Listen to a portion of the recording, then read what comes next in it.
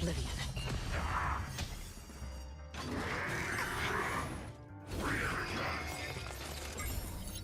I weep for the departed. It too shall fall.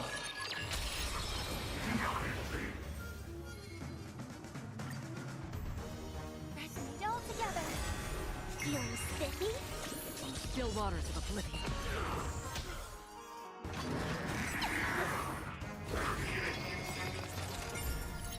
I weep for the departed. It too shall fall.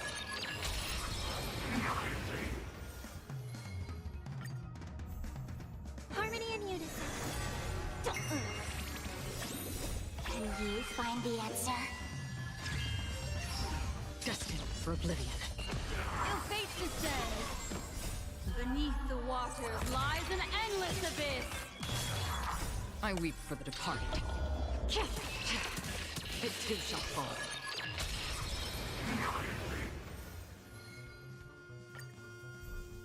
Resonate all together.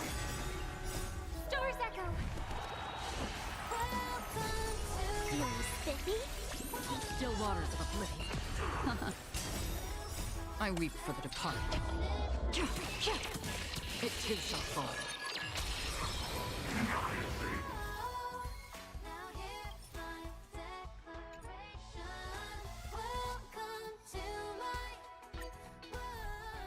Harmony and unison.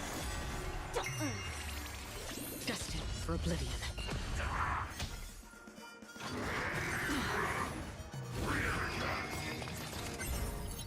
I weep for the departed. It too shall fall.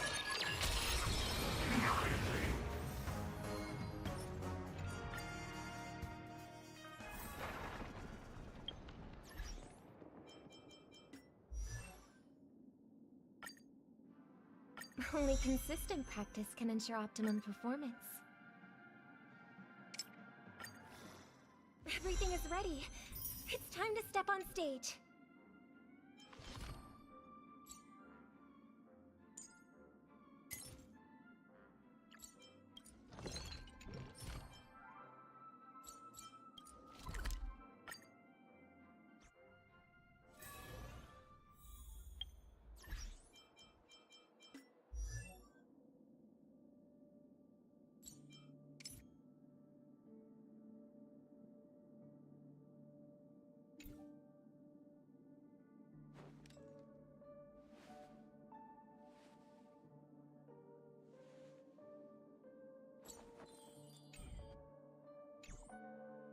Let the show begin.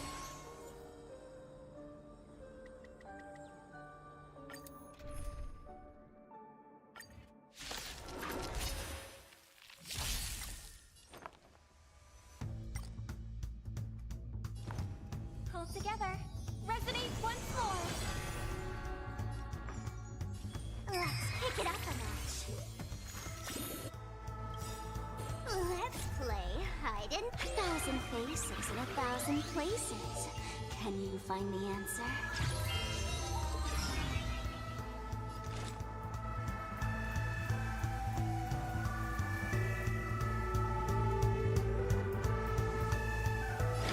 In the still waters of oblivion, I guide the wandering souls. I weep for the departed.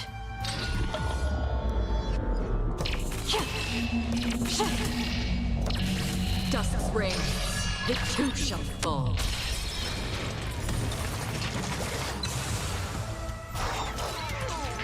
Why don't you stay and play for a while? Don't move, okay? Existence as fleeting as the dawn's dew, destined for oblivion.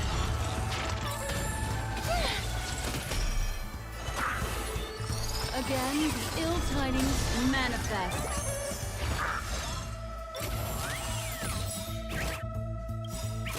Let's play 1,000 faces in 1,000 places. Can you find the answer?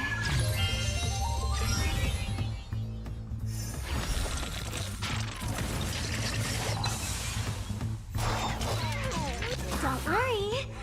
Let's pick it up a notch. Did you come here from the still waters of oblivion? I guide the wandering souls. What would you like to know this time? The seal of ill fate descend.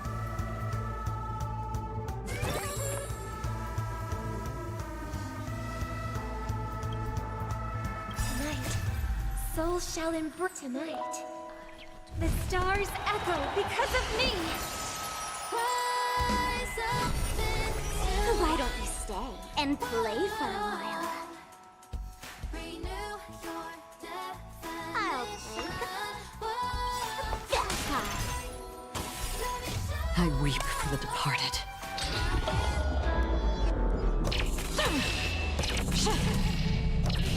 Dusk's reign, it too shall fall.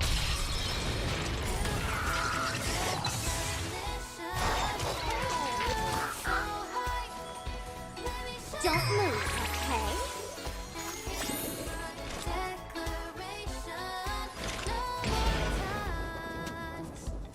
Let's play hide and seek. 1,000 faces in 1,000 places.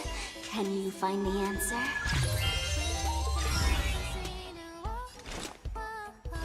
Existence is fleeting as the dawn's dew, destined for oblivion. The threads of destiny aren't again, the ill tidings manifest.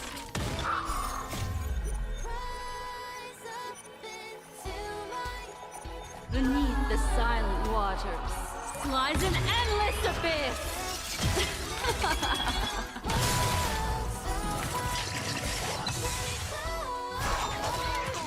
Don't worry. Let's pick it up a notch. Another journey from the still waters of oblivion. I guide the wandering souls.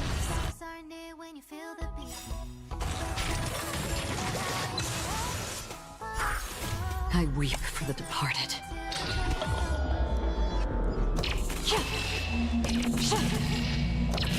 Dusk's reign, it too shall fall. Why don't you stay and play for a while? Don't move, okay? Did you come here of your own volition? Existence is fleeting as the dawn's dew, destined for oblivion.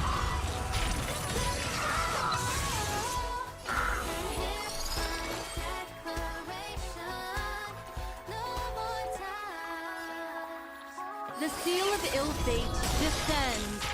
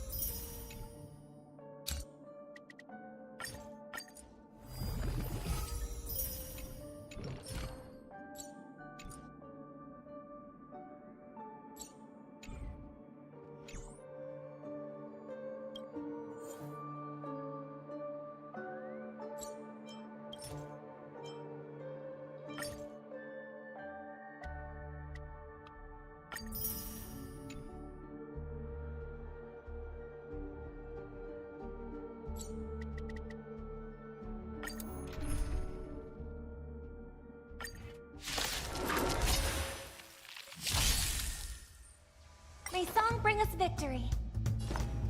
Harmony and unison. Tonight, souls shall embrace. Stars echo. Welcome to my world. Renew your definition. World so high. Feeling spiffy? Another journey begins. Let's play. Can you find the answer?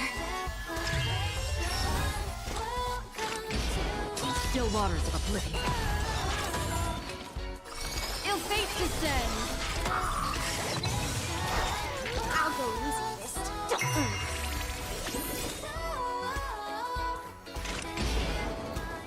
Destined for oblivion. I weep for the departed. It too shall fall.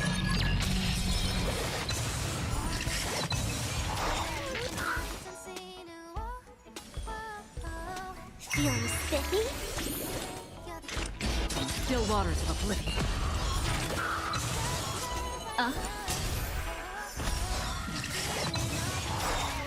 Let's play for a while. Memories are beneath the waters lies an endless abyss. Let's play. Can you find the answer? Free will, or was it fate? I weep for the departed. It too shall fall.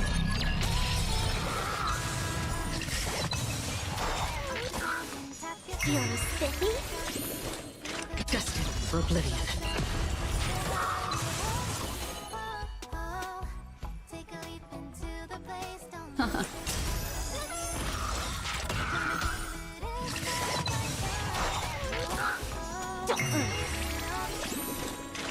Still waters of oblivion.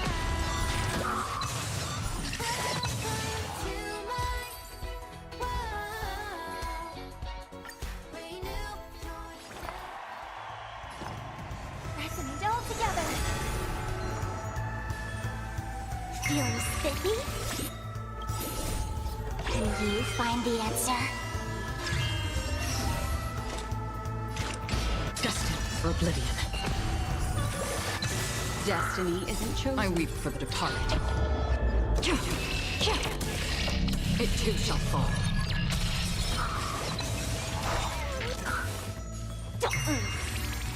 Another journey begins. Still waters of oblivion. May song bring us victory.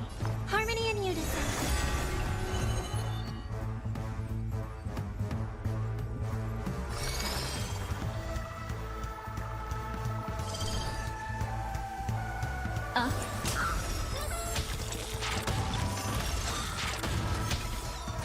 Again? I'll go easy this time.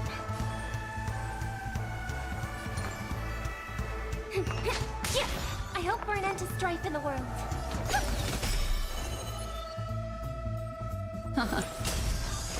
Destined for oblivion.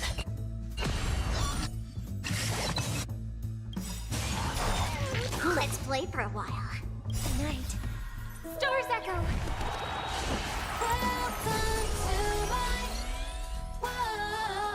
Feeling spiffy? Free will, or was it fate? Let's play. Can you find the answer?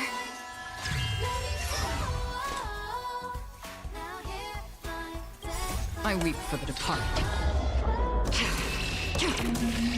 It too shall fall.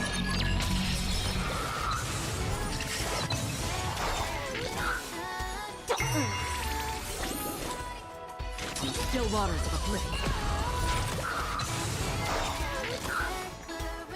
Feeling spiffy? Destined for oblivion. What do you want to know? Memories are beneath the waters lies an endless abyss. I'll go easy this time.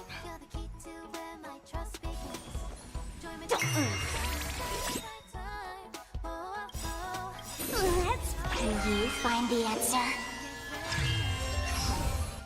I weep for the departed.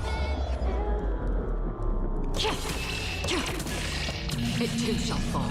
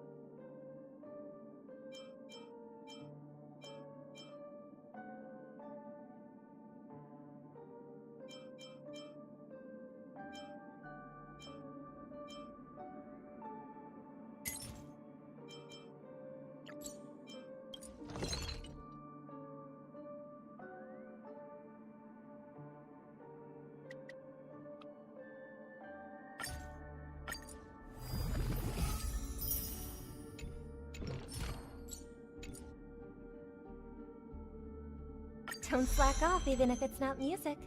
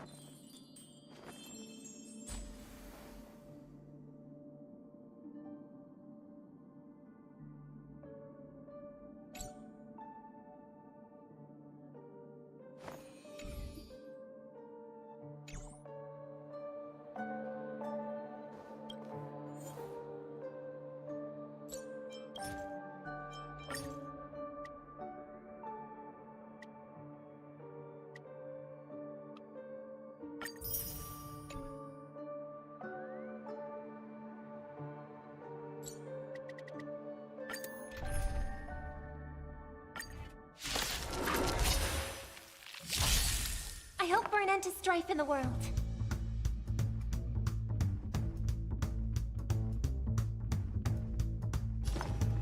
Harmony and unison. I'll go easy this time. Free will, or was it from the still waters of oblivion? What do you want? I weep for the departed. It too shall fall.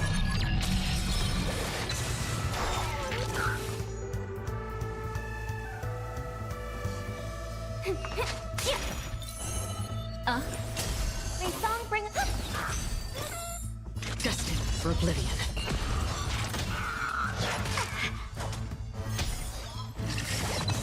Let's play for a while. Feeling spiffy? Can you find the answer?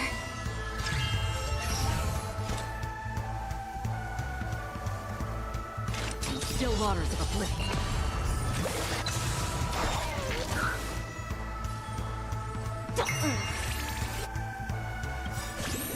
I weep for the departed.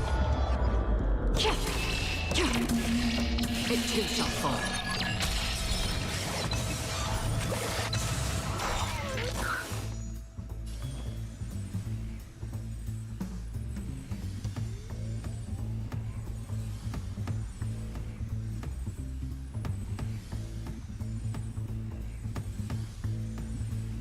You have 10 seconds. 10, 9, 1. Feeling spiffy? Destined for oblivion. I'll go easy this time. Another journey begins. Can you find the answer? Still waters of oblivion. Destiny isn't true.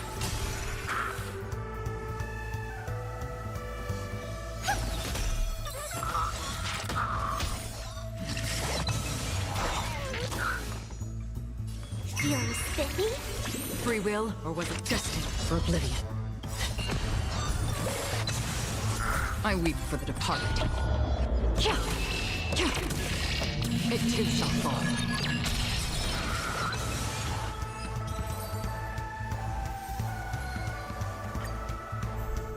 I hope for an end to strife in the world. Harmony and unison. Night. Stars echo. Let's play for a while.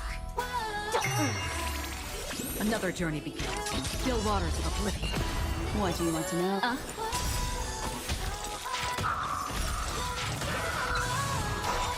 I'll go easy this time. Feeling spiffy? Free will, or was it fate? Let's play hide and seek. Can you find the answer? I weep for the departed. It too shall fall.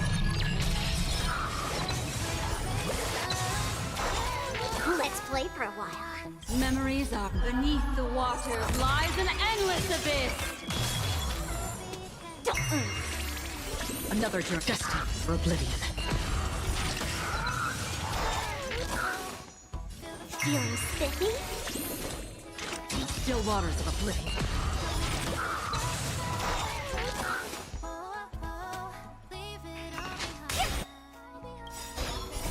Can you find the answer? Destiny isn't chosen. Ill tidings meant. I weep for the departed. It too shall fall.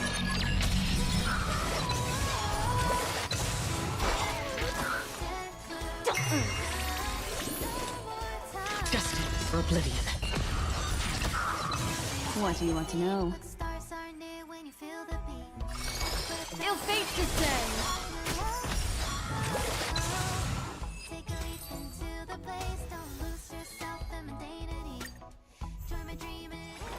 Resonate all together. Feeling spiffy? Free will, or from still waters of oblivion. I weep for the departed. It too shall fall. I'll go easy this time. Can you find the answer? Destined for oblivion.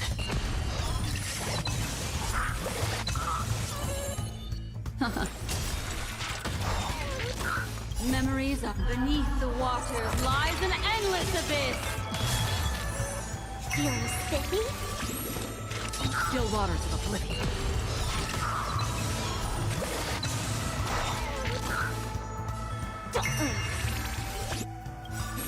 I weep for the departed.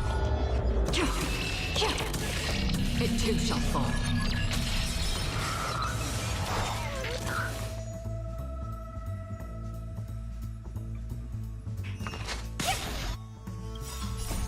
Can you find the answer?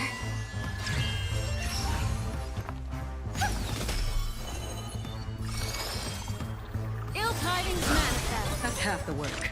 Destined for oblivion. Mind your manners. Feeling spiffy? Another journey. Still waters of oblivion. Let's play for a while. I weep for the departed. It too shall fall.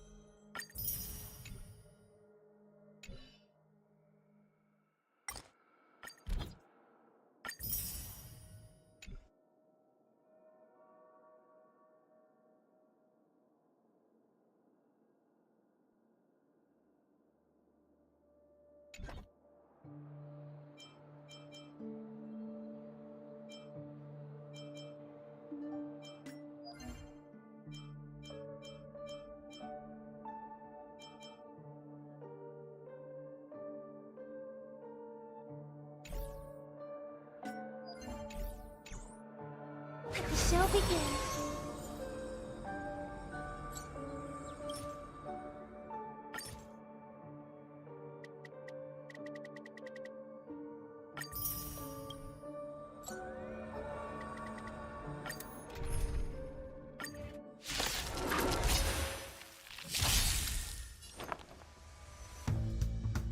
Night.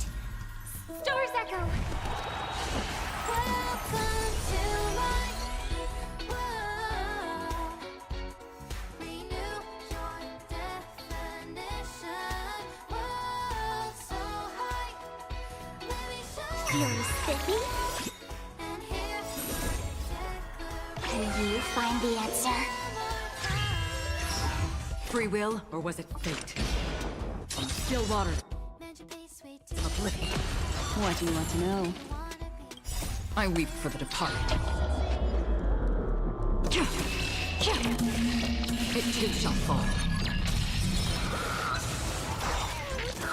It's just the right time. Leave it all behind. Get ready now. Rise up into my world. Renew your definition. Hasten. We've hardly any time left to say farewell. Let me show. And hear my declaration. No more time. Destined for oblivion. Stars are near when you feel the beat. Let's play for a while. Feeling spiffy? Another journey begins. Still waters of oblivion. Destiny isn't chosen. Right time. Ill tidings manifest. Listen to the final message all together.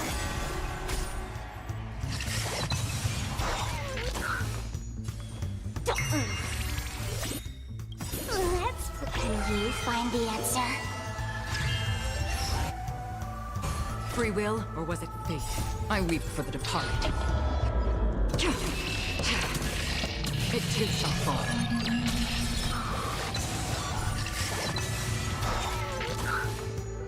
Feeling spiffy? Another journey destined for oblivion.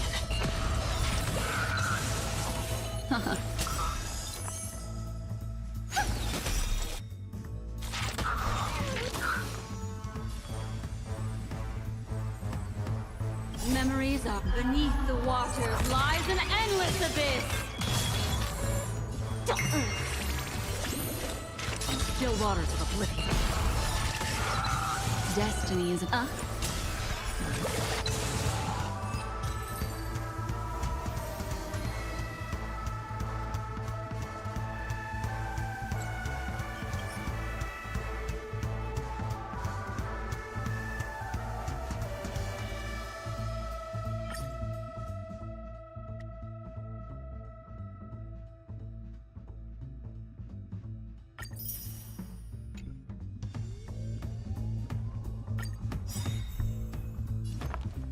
Harmony and unison. Night. Stars echo. Welcome to my world. Feeling spiffy? Can you find the answer? Free will, or was it destined for oblivion? And hear my declaration. No more ties.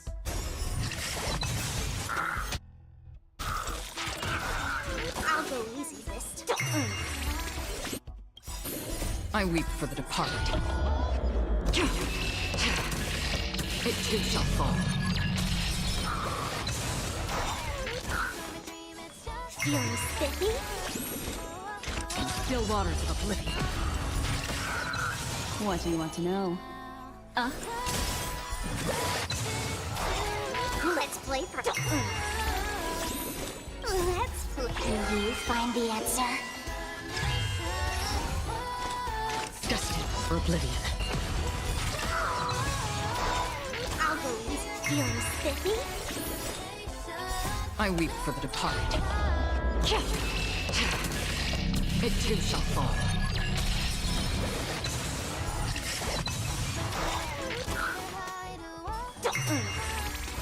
Another journey begins on the still waters of oblivion.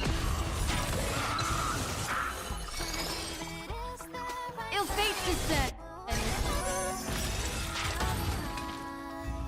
Get ready now. I hope for an end to strife in the world. Resonate all together. Let's play for a while. Memories beneath the waters lies an endless abyss. Feeling spiffy? Can you find the answer? Destined for oblivion. I'll go easy this time. Free will, or was it fate? I weep for the departed. It too shall fall.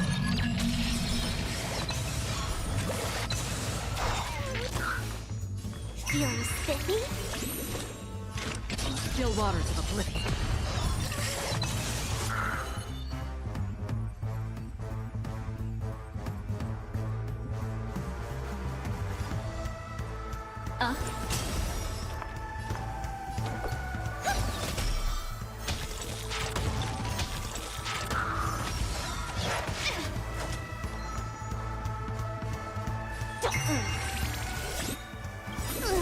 Can you find the answer? Another journey begins. Destined for oblivion. Feeling spiffy? Free will, or was it fate? I weep for the departed. It too shall fall.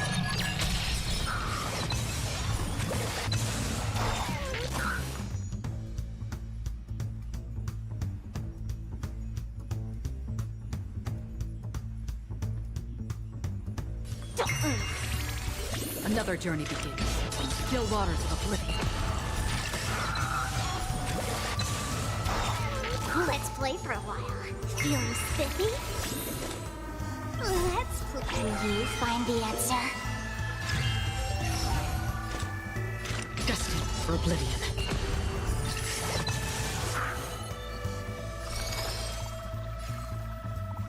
Ill tidings manifest. Listen to the final song of life.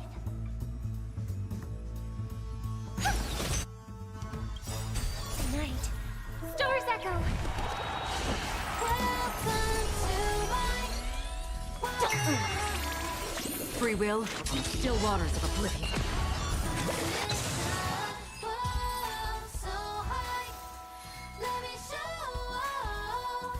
Now hear my declaration.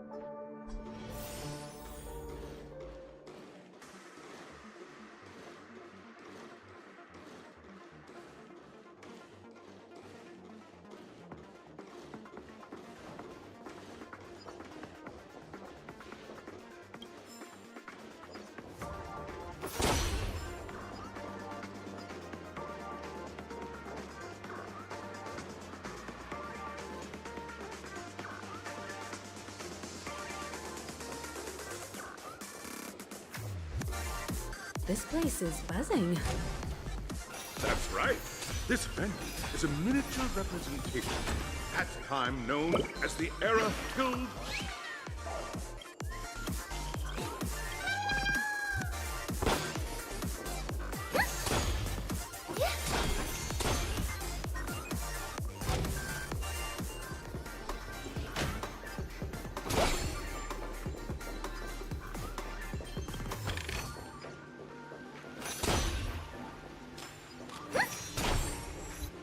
Grab a bottle of Soul Glad and make your dreams a blast.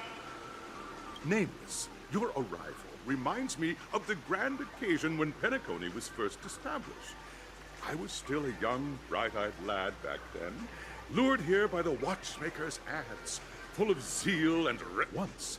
During a particularly grueling day, I passed out and was resuscitated by the dream-chasing era was truly a wondrous time. Oh, I wholeheartedly hope you make it to the finish and emerge as the next super... Ha! That's the trailblaze... Hello, everyone! Next, Trailblazing into the uncharted and challenging the limit. I hope that by the end of this journey, everyone will have achieved the outcome that they hoped for. Ah, a wonderful wish! Miss Himiko, what are you expecting from your team? Safety first, everyone. Simple words, but full of warmth. Waiting for you are 3 stages, each connected to that era. The first 2 stages offer 2 distinct paths to choose from, with unique challenges on each route. And in the last stage, you will face off against a champion who has defended the title to this very day. A beloved contender whose noble virtues are unrivaled. Those are the rules. Simple. Everyone clear? Now, I hereby announce that the 33rd Scorch Sand Festival of the 20th season, sponsored by Soul Glad Enterprises, has started.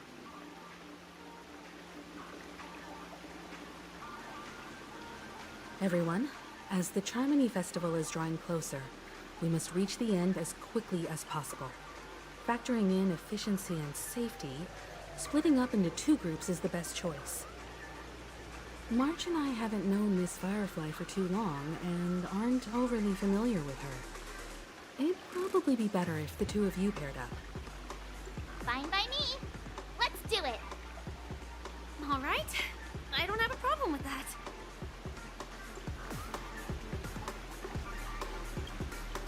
We'll split into the assigned groups then. Let's not waste time.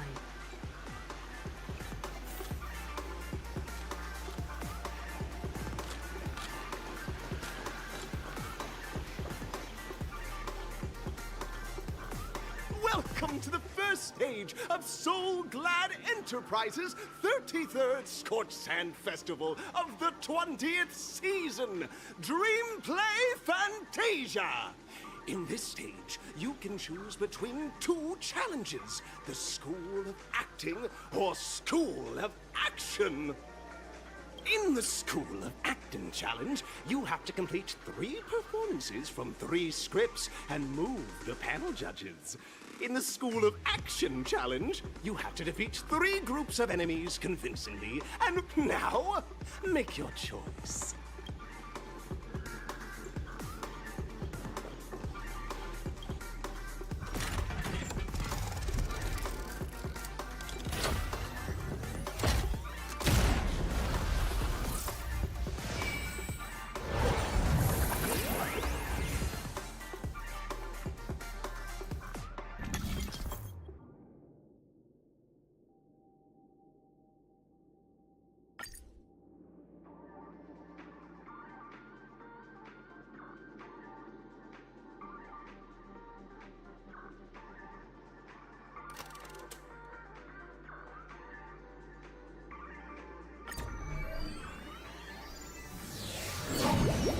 The champion's crown awaits you on the stage. Welcome to the arena of act. competitors, allow me to introduce the rules of this challenge to you. There are a total of 3 stages up ahead, each with their own challenges. The enemies you will contend against are antagonists from the film Once Upon a Time in Dreams. It's worth mentioning that the fastest time of this stage was achieved by a contestant with fiery red hair. Astoundingly, he overcame all enemies across the 3 stages. Time is of the essence. Let's make this.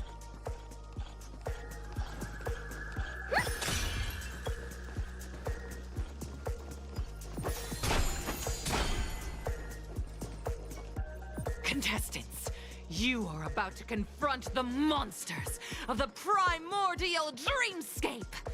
As dream chasers who've come to Penacony, All the Soul Glad is ours! Don't even think about plundering the Soul Glad from us! I hope for an end to strife in the world. Harmony and unison.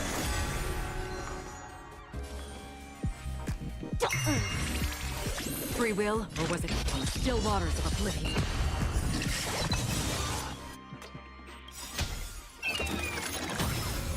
I weep for the departed. It too shall fall.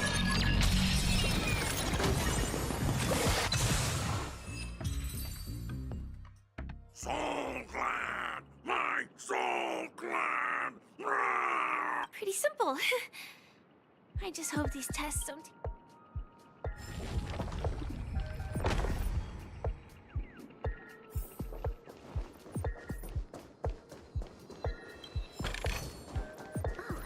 Oh, not bad. Not bad at all.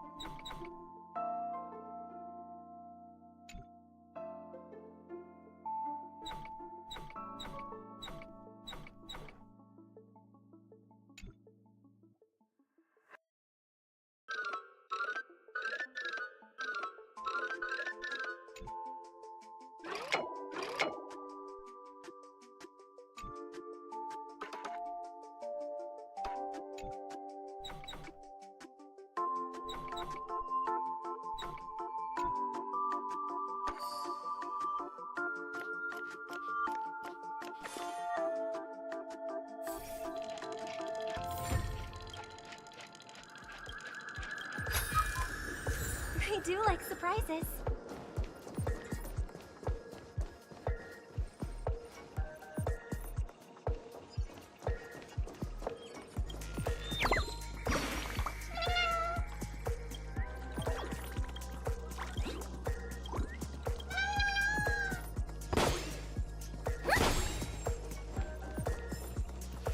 Congratulations on becoming the first group of dream chasers! Answering the call from the watchmaker just as you're about to give up. A downpour sparks a Why is our opponent so glad? Because this is Soul Glad Enterprises 30. Isn't this just product placement? To safeguard the integrity of Soul Glad, Dangerous thoughts. Resonate all together.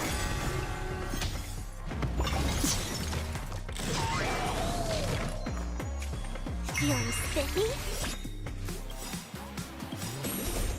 Can you find the answer? Memories of beneath the waters lies an endless abyss. Still waters of oblivion. I weep for the departed. It too shall fall.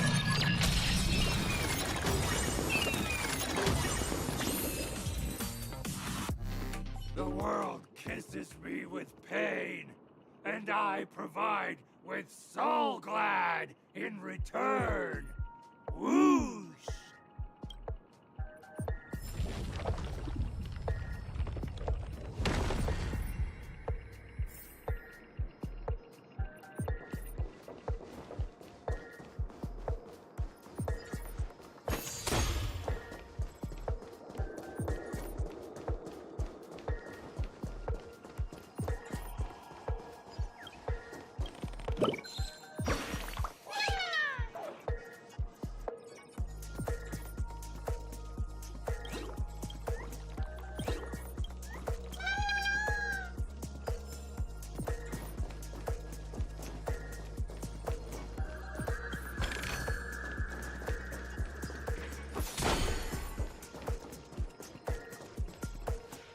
Congratulations to our two Dream Chasers for establishing yourselves as budding stars in Penacony.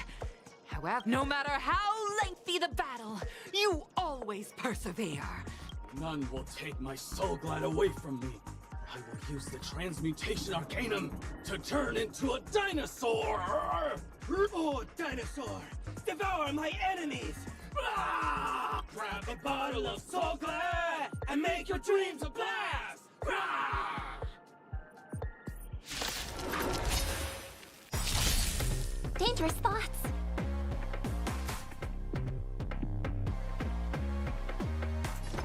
Harmony and unison. Night. Stars echo. Welcome to life. You're spiffy? Free will, or was it destiny for oblivion? I weep for the departed. It too shall fall.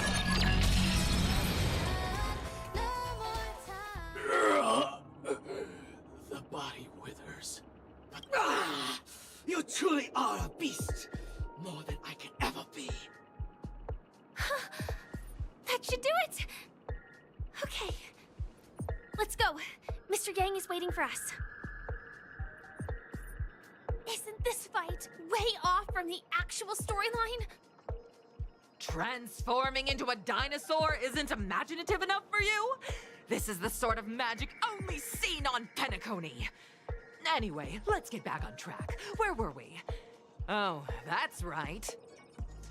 After an extended battle, you finally emerged victorious! But the companion who journeyed to Penacony with you chose to leave, having lost all hope. In the years that followed, you encountered each other once more on the prosperous streets of Penacony, but dared not call out to one another. Perhaps akin to the lingering regret of every dream chaser. Ah, well done! You brought to life the thrilling action scenes from Once Upon a Time in Dreams. Looks like we won. Let's hurry up and get to the next stage.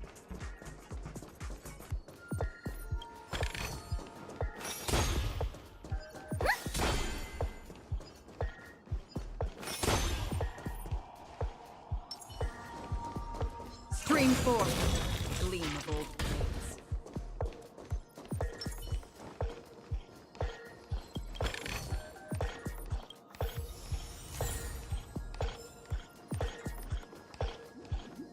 Congrats to both of you for clearing the stage, but more importantly, are you look at the time! You finished much faster than that red-haired contestant did! That red-haired contestant. Who is that exactly? You'll find out eventually, but only if you clear the next test first. Welcome to this. You have the option to choose gunfire and undergo Brother Hanu's trial, or time. And now, make your choice.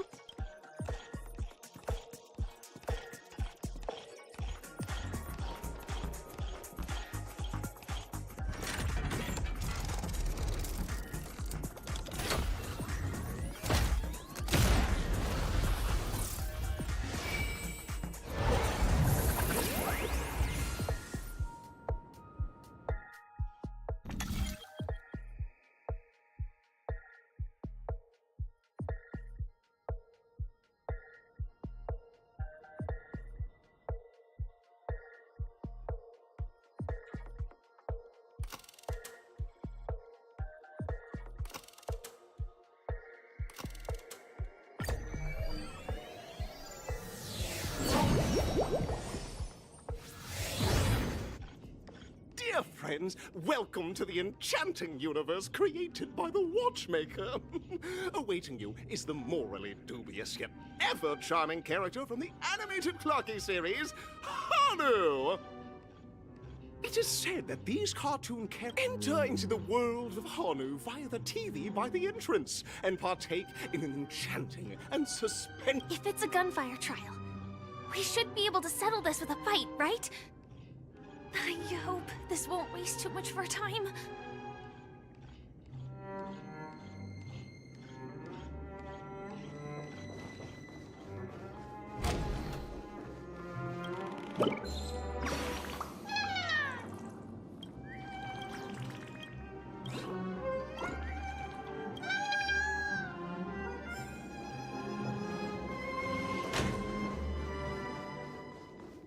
Ready?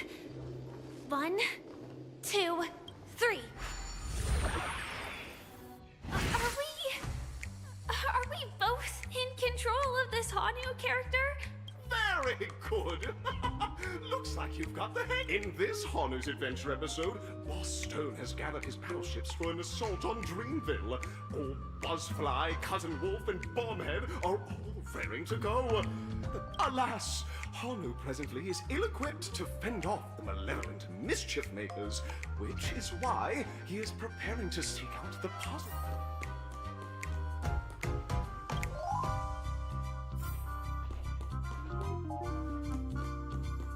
Oh, brave Hanu, you look like you could really use some help. Long time no see, Hanu. You look pretty stressed out. How about an...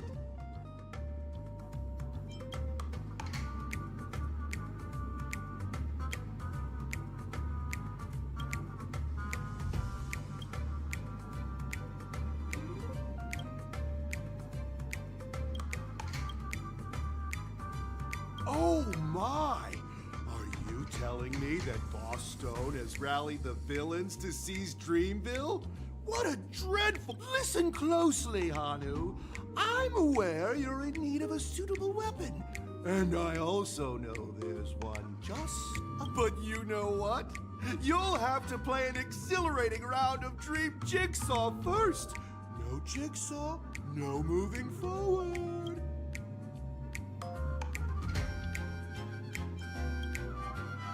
Now scurry along, Hanu, but tread carefully.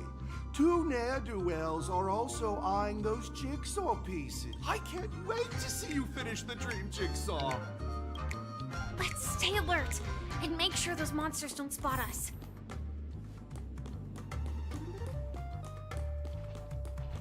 Look up there! If we can push that thing down, do you think that would do the trick?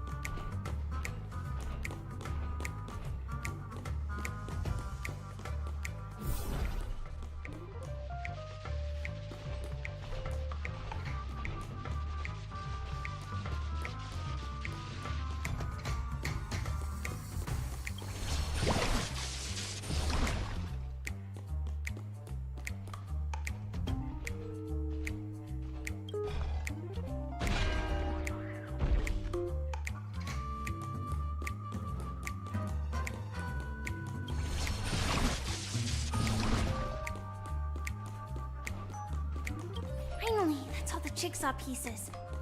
Let's hurry back.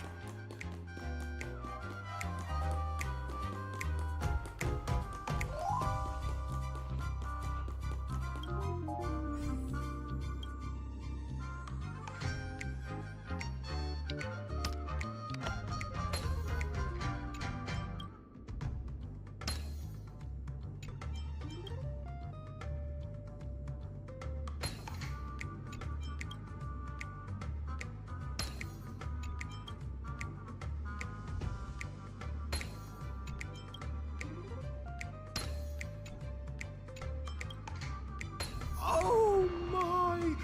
The exquisite sensation of perfect alignment! Hurry now, Hanu! Touch that. Are such haphazard and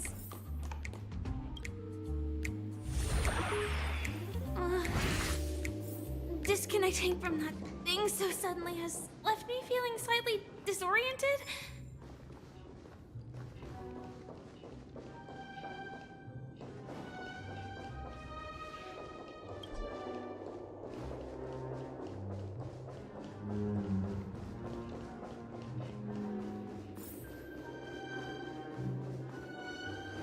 Is that Hanu?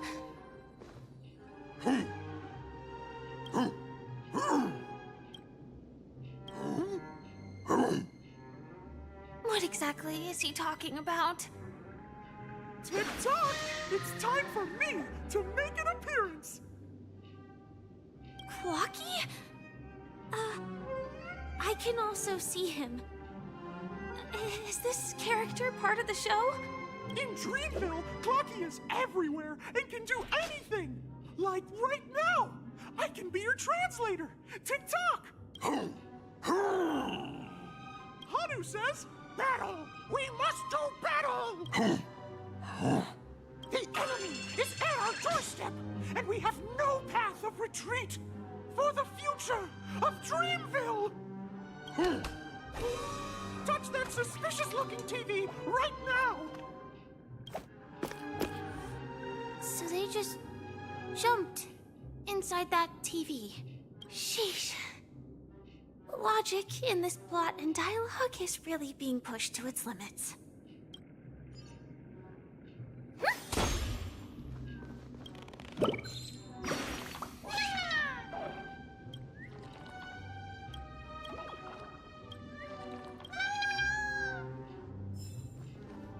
Well, here we go again. Ready? I am gradually getting used to this. Oh, did someone say high-level movies just now? That's right, pal. Last we saw, Hanu was preparing for battle. Suddenly, but brave Hanu won't go down without a fight. He instantly sprints for the storage room, ready for a do-or-die showdown against the baddies. But we still don't have any weapons in hand. Guess what? Hanu's favorite bazooka just so happens to be in that storage room. So there's a move. What?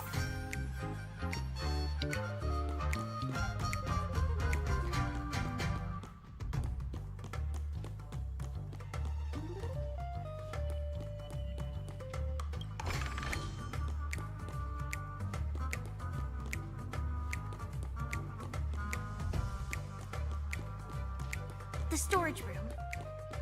It's behind the shelves, right?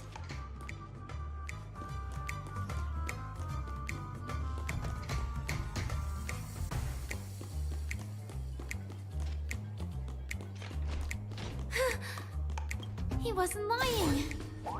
There's actually a bazooka here. Now we should have a way of dealing with those baddies.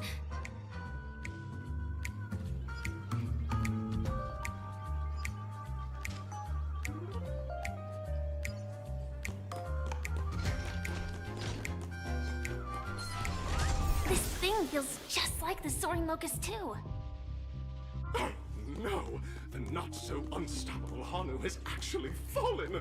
Quickly, return to the battlefield and seek revenge against the bad guys. Oh my! The the unstoppable Hanu are spotted. Everyone, please proceed with caution.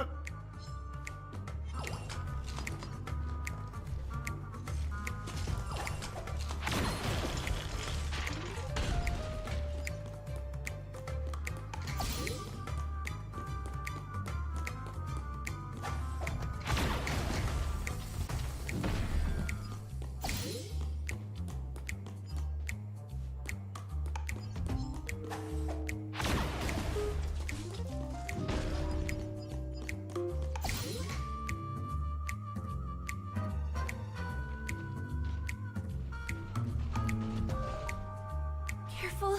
It looks like we've got more company. Careful.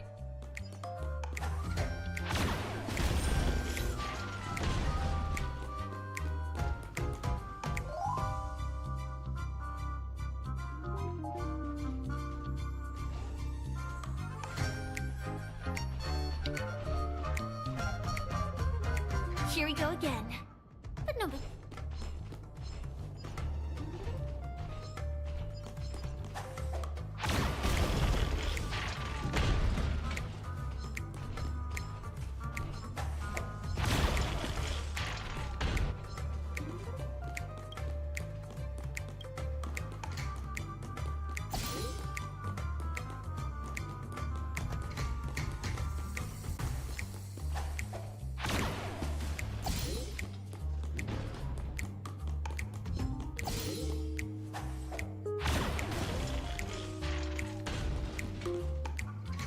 That should be all of them, right? Oh my! Hanu is on a streak! Everyone! The stage is complete!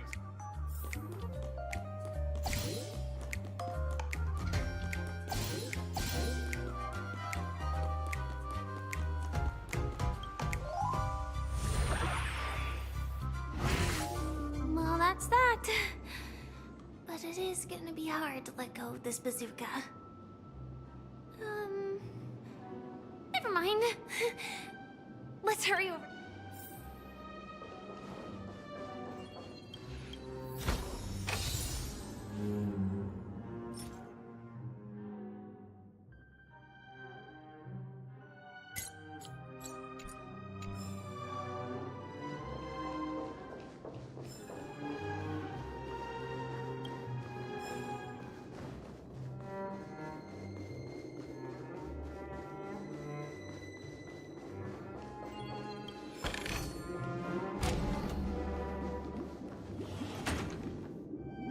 Congratulations to both of you! Oh, you've overcome all obstacles. In the final stage, you will face the defending champion. If you fail, you will lose the opportunity. Welcome to the 33rd Scorched Sand Festival's third stage in the 20th season.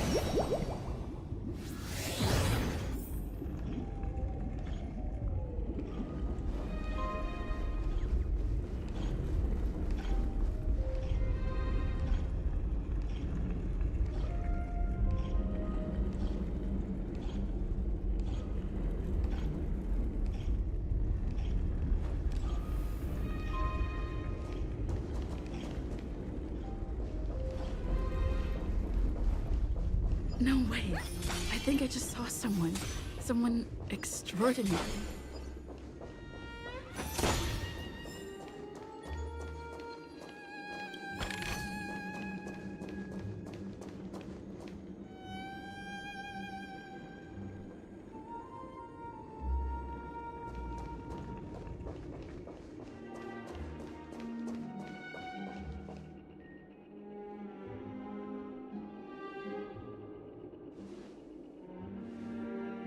Are you a Knight of Beauty?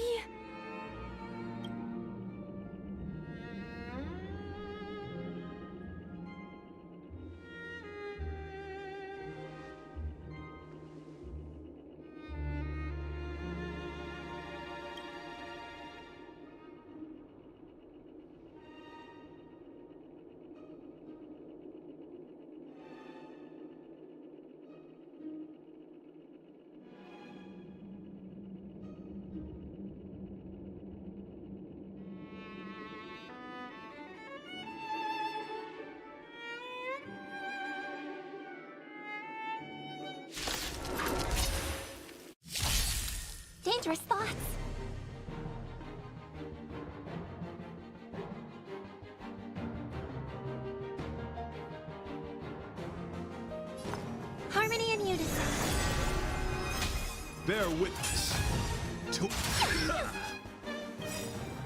Let's play. Can you find the answer?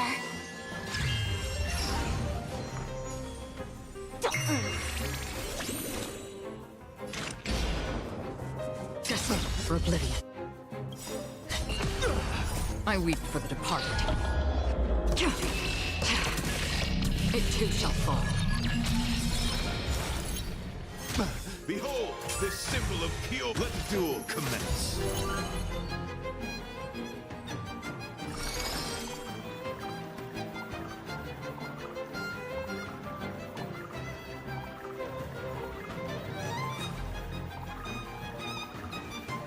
Continue. Ill tidings manifest.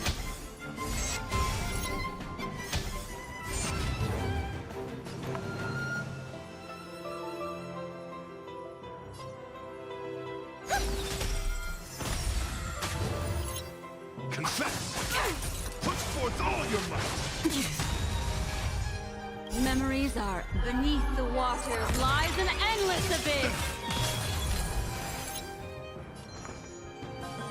Feeling spiffy? Free will, or was it fate? Still waters of oblivion. The flesh wound!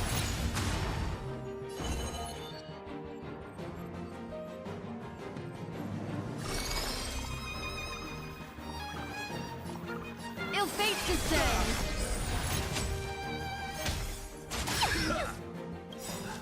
Let's. Can you find the answer? Put forth all your might! Done playing. May song bring us victory. Night. Stars echo. No more time. What do you want to know? Another journey begins. I weep for the departed. It too shall fall.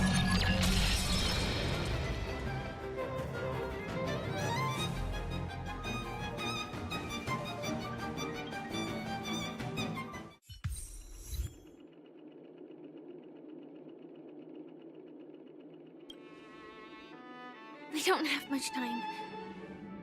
May fate allow us to meet again, Night of Beauty. In that case, let's make our way to the end. Penacony's really thronging with talent. I hope we make it in time.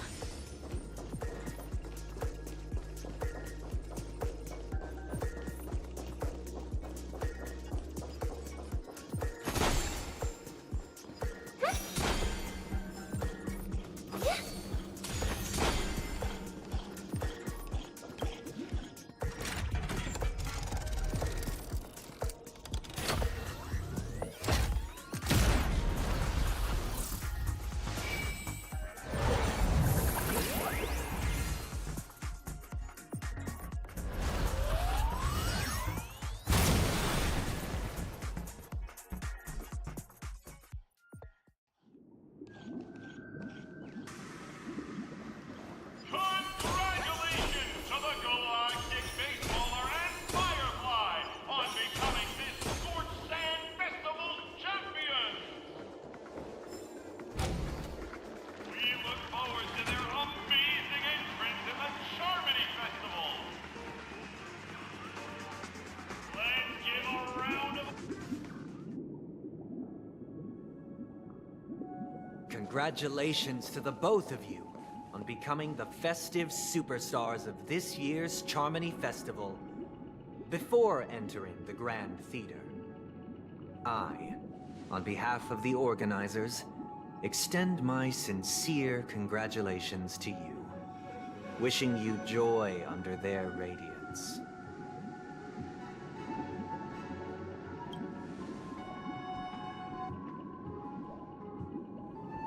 As previously promised, my sister, Mr. Yang, and I have met with the Dream Master. We delved into the truth about Penacony and its Stellaron, and have come to a consensus. Both I and the Oak family cannot acquiesce to your request. Just as expected. We acknowledge the perspective of you, Nameless. Penacony does require change, but not as you propose. The planet of festivities cannot and will not revert to a place characterized by chaos, disorder, or anarchy. Through your journey of overcoming obstacles, you must have glimpsed the essence of that era. The vulnerable ruthlessly eliminated, equality non-existent, common folk living precarious lives, eking out a dreary existence. Ultimately, only heroes like yourselves manage to achieve success. But I would dare ask, if you did not possess the special status of having a Stellaron, and you were but an anonymous and frail member among the masses, which Penacony would you prefer? A dystopia for the survival of the fittest, or a sweet dream paradise for all?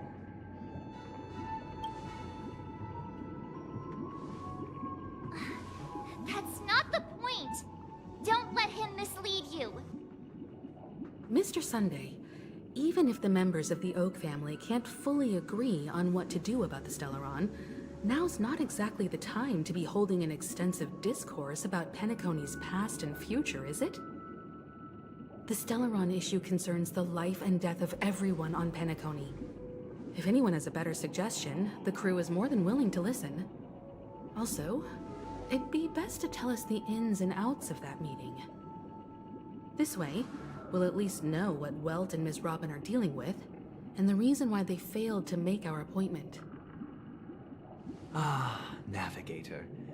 That is precisely my intention. With all present, let's begin by discussing the details of that meeting. Let's talk about our tribulations and choices, our ideals and beliefs, and our final course of action. The only path to take.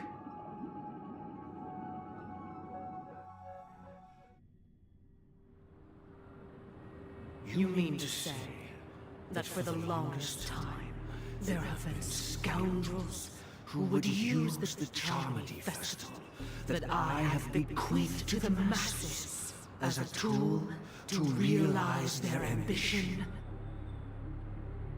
Indeed, Dream Master. Once the Charmony Festival begins, the Stellaron's powers, along with the song, will be broadcast across the entire planet of Penacony. And then everyone in their dreams will be unable to awaken. This is indeed surprising to me. The dreamscape is maintained by the collective effort of the 5 families. If someone were to use the Charmony Festival to recklessly disseminate the power of the Stellaron, this individual must hold a position of great authority. Do you have any suspects? I'd like to ask, did you really not know of the Stellaron's existence? I would have never thought that this Nameless would point the spear at me. Quite astonishing indeed. If I have offended, the Astral Express extends its sincere apologies. But the current circumstances are dire and leave no room for meticulous inquiry. We're doing this out of concern for the Dreamscape's safety. So, if you could, please alleviate our concerns. Dream Master, it's just to prove that the Charmony Festival has nothing to do with the Stellaron. If we're being overly cautious, I will return to the stage to offer tribute in song, just per the arrangement.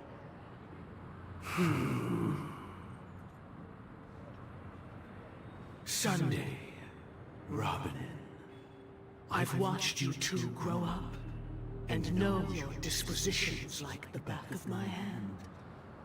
Both of you, right now, can surely be lauded as their most devout advocates. I already know your resolve. The magnitude of this matter is enormous and cannot be taken lightly. Since Mr. Yang has asked with such earnestness, I will personally respond in kind. If there is a need, the entire Oak family will be mobilized to heed your call. Someday, might I ask you to beseech them to cast their light unto me, and question me in their stead, so that no lies may be concealed? I will do as you command. Robin, could I entrust you to be present as a witness, to document the truth, and to proclaim my innocence, so that all slander may be utterly dispelled? I will do as you command. May thy will be carried out on earth, just as it is in the heavens. Oh, triple-faced soul, please sear his tongue and palms with a hot iron, so that he will not be able to fabricate lies and make false vows. Let us begin. There is nothing else to prepare. Understood? Question. Have you devoted your life to your god, never worshipping other gods? Naturally. Do you love your god as you do yourself, always heeding their admonishments? Naturally. Have you strayed from the path expected by your god, betraying their name? Never. Have you ever been inordinate with your asks of your god, coveting more than the foundation of the creation itself? Never. Then, a final question. Do you swear to fulfill all vows, past, present, and future? With the Eon as my witness, if I do not deliver on my words, or if I renege on my vows, may I be cursed in accordance with divine law. They have seen your faith, and have endorsed your faith. With this, it can be evidenced... Just a moment. What is it, Mr. Yang? I have another question I hope to have answered. To my understanding, the family's harmony and prosperity have never relied on so-called divine laws. The god you both mentioned, are they truly Shipe? Mr. Yang should know that those belonging to the family toil together as if they were kin, embracing solidarity and unity under their light. All duplicity is laid bare before the harmony. Such a delicate and complex symphony. Which other god could perfectly harmonize this, if not for the Great One, Shipe? Perfectly harmonize. Therein lies the problem. It isn't an outsider lurking in the shadows who changed the harmony, but a dissonance that has surreptitiously emerged from within this very symphony itself. In the distant past, there existed an Eon. With one flick of the wrist, they crafted the laws of the cosmos. Their followers formed the Beyond the Sky Choir, spreading solemn and reverent hymns throughout the universe. Later, they fell. The route traversed by this Eon clashed with the harmony, ultimately being absorbed and fused into it. The chorus that once reverberated across worlds fell silent, and when it echoed anew, it was transformed into the hymn of harmony. Though an eon may perish, paths with no masters still linger. In the all-forgiving harmony, echoes of bygone dissonance may subtly arise. Mr. Yang. Being overly astute can be a detriment. Especially when you find yourself alone and without allies. So this is how it is. For the sake of our grand cause, Sunday, please afford these two an opportunity to rest. What?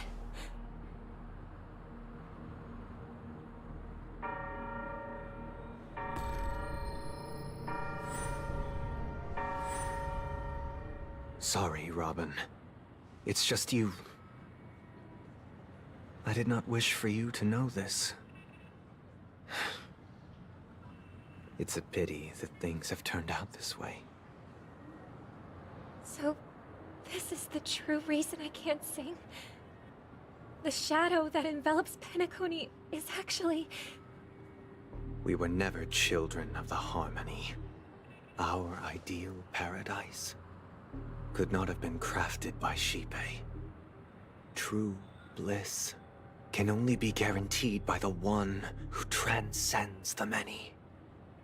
Within the foundation of law, humanity establishes civilization, and through harmony, we obtain order.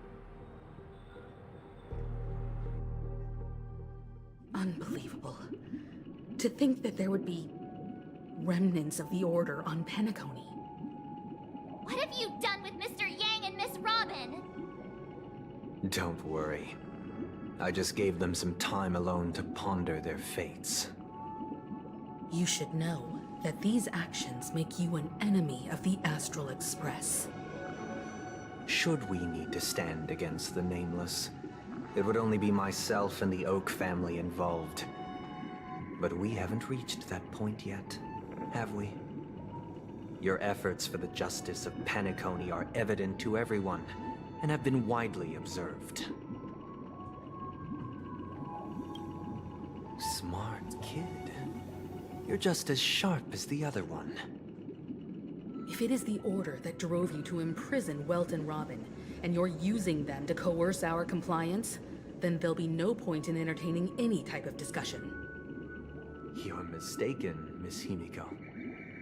They are in very safe hands, and just as the family has always proclaimed, no one can be harmed in the dreamscape, least of all in the beautiful new world belonging to the Order.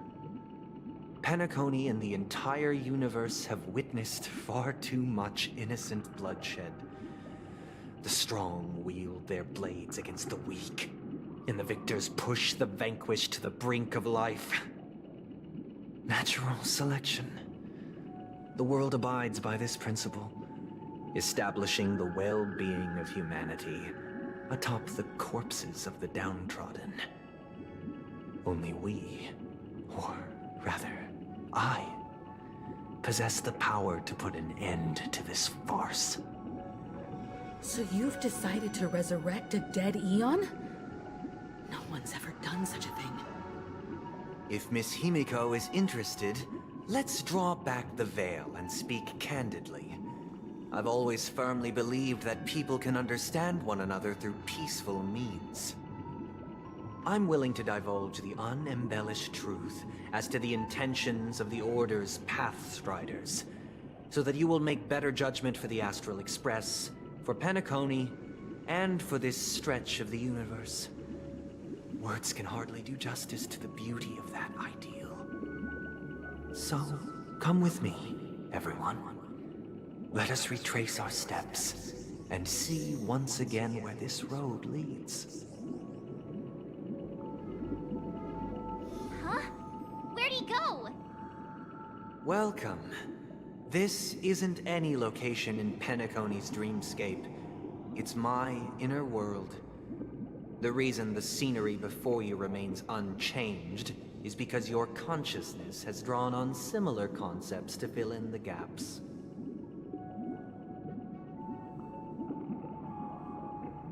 Did you do the same to Welt?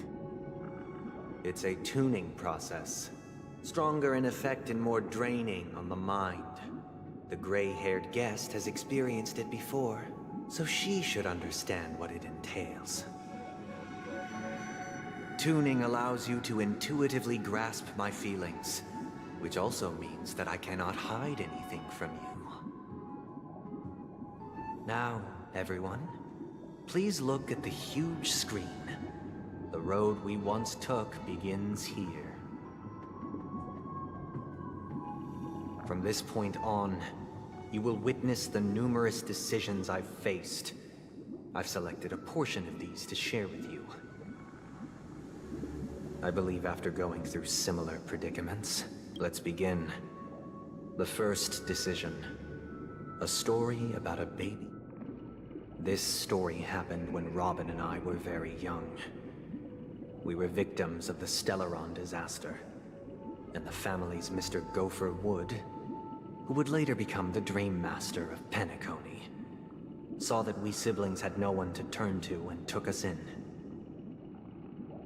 Later on, Robin and I lived a time with nary a care in the world.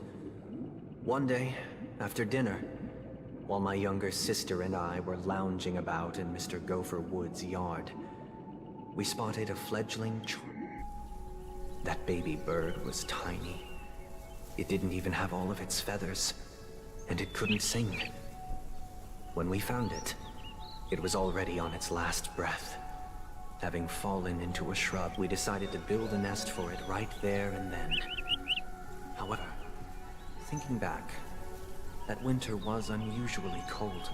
It was clear that if we left the fledgling in the yard, it stood no chance of surviving until spring. So we decided that when it regained its strength enough to spread its wings, we would release it back into the wild.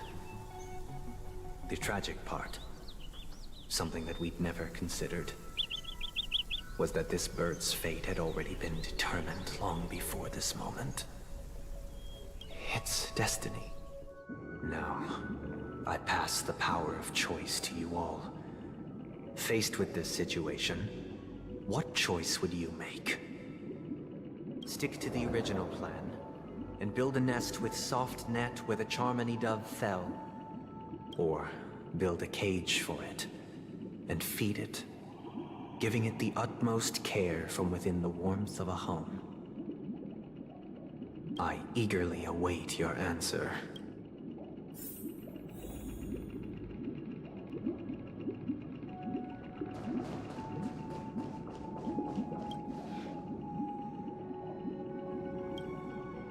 I'm happy to see that you made a choice similar to ours. If your mind is made up, we passionately nursed it back to health, preparing only the best food for it every day. We even preened its feathers. Later, on the day that Robin left Penacony, we opened the cage door and let it fly back into the sky. I watched it for a long while by the window, probably about 3 or so days. In those 3 long days, the little Charmony dove tried again and again to spread its wings to fly into the sky, but fell to the ground, only to keep trying. Finally, on the 137th attempt, it succeeded. But its attempt did not go perfectly. After flying unsteadily for a while, it fell to the ground, unable to grasp the direction of the air currents. The fall shattered its wings. It writhed helplessly in my embrace. But it was all for naught, finally succumbing to a painful demise. And in that instant, our tender care, our given love and hopes, they all became the inevitable push that sent it to its death. I deeply regret the choices we made. Next, let us head to the second decision.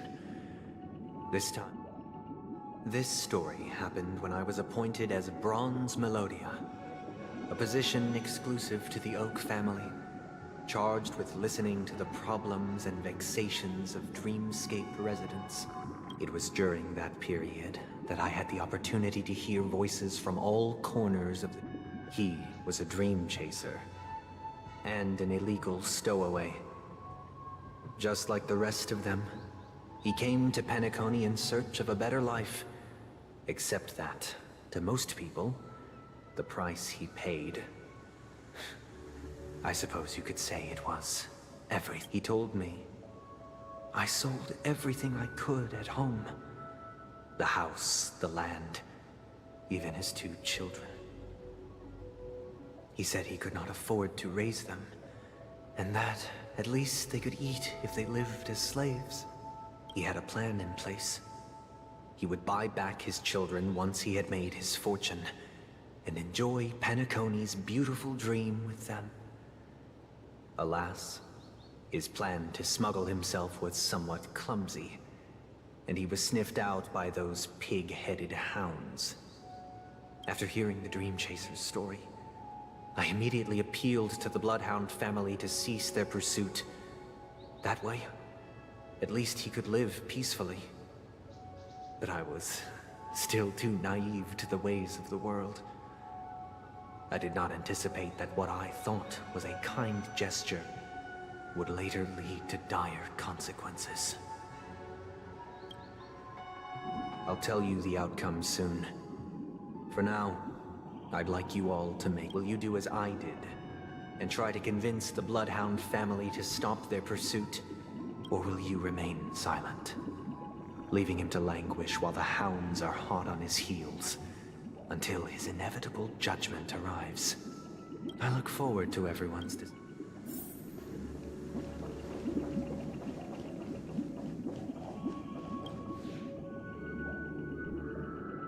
It seems you, like me, are pondering whether a different choice could have led to a better outcome. Sadly, his fate would only be more tragic. Say he never gets caught. He would only die from delirium. The methods with which illegal stowaways enter dreams are unorthodox. Not flawless like the hotels. Living in the dreamscape would be a mere pipe dream, should he be apprehended. Could the hounds afford to turn a blind eye? The answer is a definitive no. They couldn't bear the resulting consequences, and thus wouldn't dare extend a helping hand. As to your choice, I once again offer my heartfelt apologies. Next comes the third and the story this time. This story happened the day I was appointed the Oak family head. At that time, Mr. Gopherwood was the current Dream Master, and as per his wish, what surprised me was that the Dream Master had only come to deliver a letter to me. He let me read its contents, and it was a letter from my sister. The letter contained the usual pleasantries, anecdotes from her travels, nothing out of the ordinary. Just as I started wondering how this letter related to our discussion, the dream... Do you know who wrote this letter? My sister, of course. But why would you personally visit me to hand me a letter from my sister containing mere trivialities? To help you grasp the full scope of this issue. Do you know where Robin is at this moment? From what the letter indicates, she must be in Caspelina 8, correct? She's touring there right now. Correct.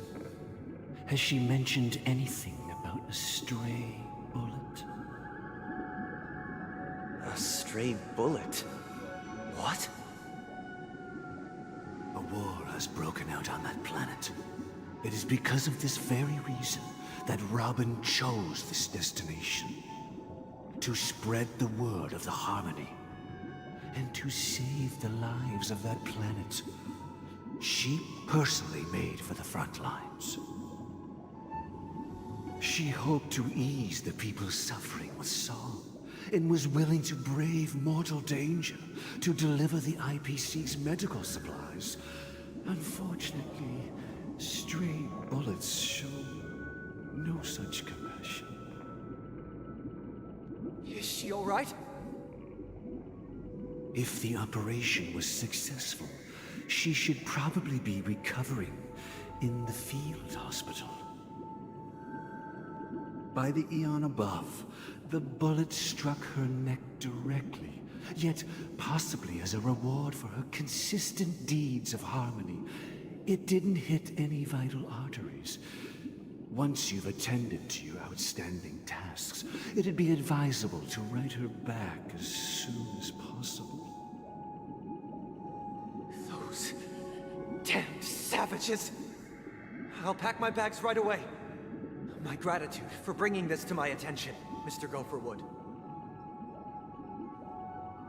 Now you understand why she always wears such elaborate neck ornaments, don't you? How could this happen? Miss Robin.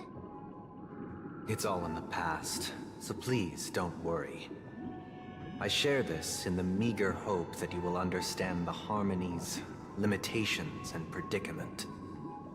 As grandiose as the strong defending the weak sounds, many times, it is nothing more than wishful thinking. Likewise, I've prepared one last question, one last choice. But rest assured, this choice will not have any grave consequences.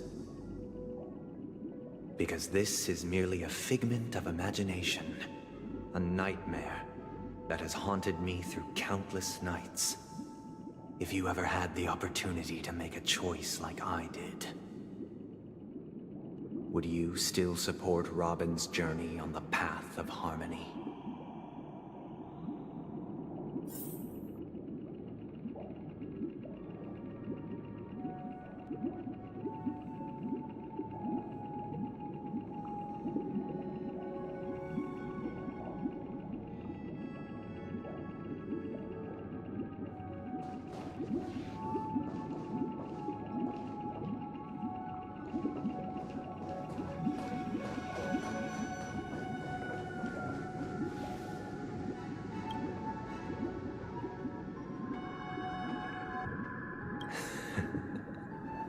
I see. I am now aware of everyone's stances. Raising these questions merely serves to illustrate one point. The plight of Penacony cannot be salvaged by the Harmony.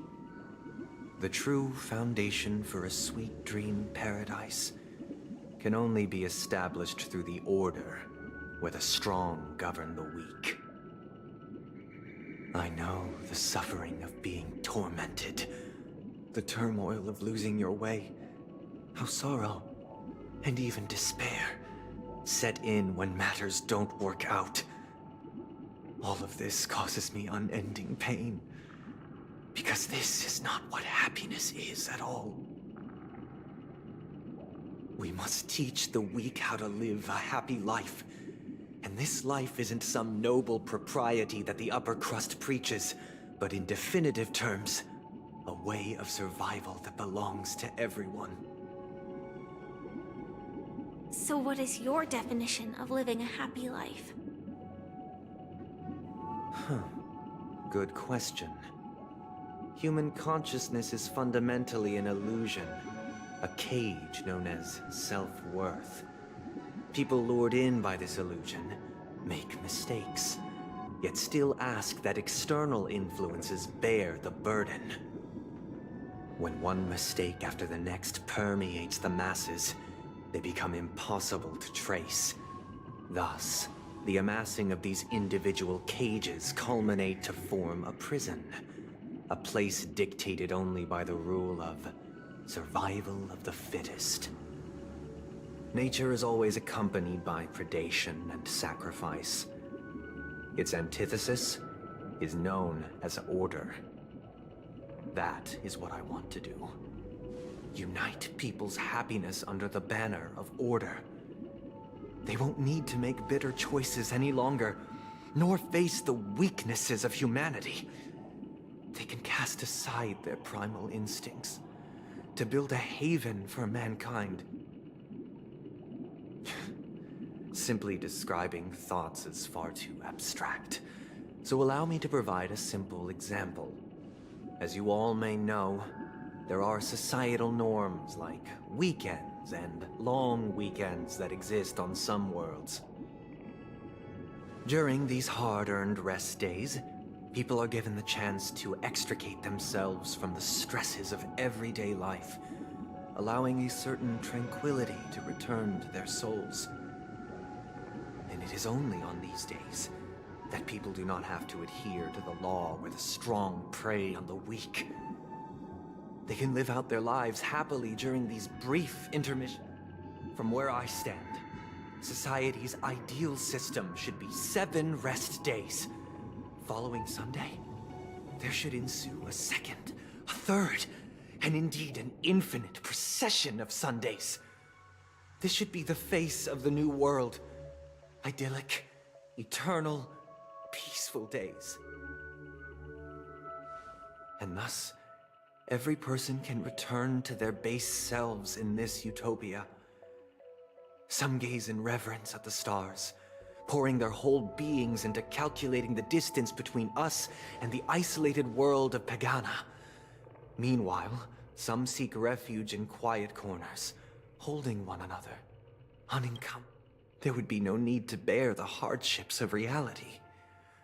Only in this way can humanity face the inevitable end with the purest of spirit, living a life of dignity. This is what it is to live in bliss. Miss Firefly, you who are stricken with entropy loss syndrome, you of all would surely understand this.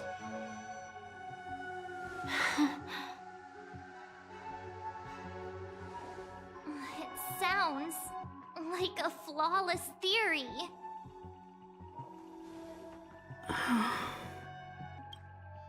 But what is the price to attain all this? The cost is minute, merely a personal and eternal sacrifice. If this paradise is to be maintained for everyone, someone must remain trapped in solitary awakening until the end of the cosmos. Awakening. Which means that this so-called paradise is still a dream. Stepping into this paradise means forsaking reality, correct? It is not forsaking, but transcending.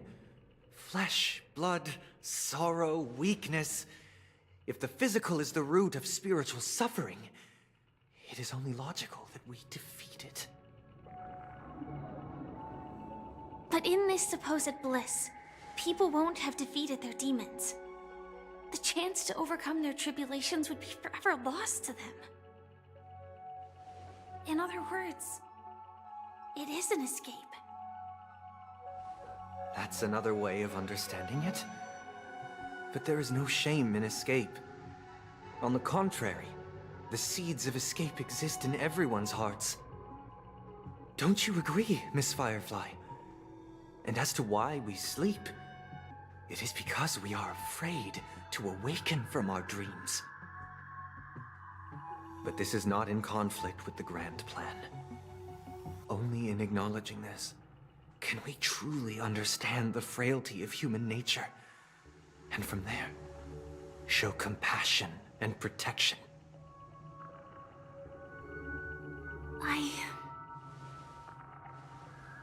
I admit that you are a born leader. Your perspective on humanity brims with pessimism.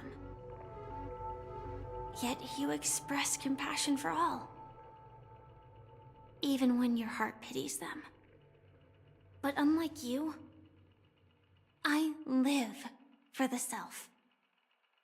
From my perspective, individuals making choices for themselves is their birthright. The want to escape may be innate in the weak. But whether they are weak or not, it is not up to another to decide. Perhaps in your mind, you also view me as weak?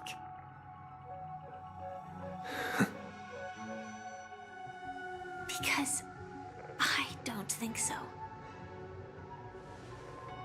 Since Miss Firefly has said her piece, the Astral Express will also naturally give you our answer. We'll leave it to you. Just as Mr. McHale instructed before. Tell him our choice.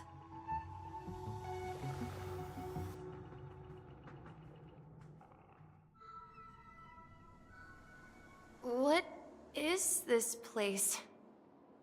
Does this place ring any bells, Misha? I don't know, but I feel a sense— It's the realm within a dream bubble. This was left to the Astral Express by a nameless, but weirdly, when we entered it, it was completely empty. Dr. Edward from the Dreamscape sales store told me that dreams are formed from memories, and a dream bubble can't take shape if its core is empty. So I thought you might be able to help us in unraveling this mystery, Misha. As a hotel doorman, you know Penacony best among us. I don't know much about dream bubbles, but if you want to figure out what this mansion is, I'll do my best. I'm counting on you then. Himeko, I still don't get it. Why were you so sure that Misha had a connection with this dream bubble? I wasn't sure. It was just a hunch. But since Misha feels familiar with this place, my hunch might be correct.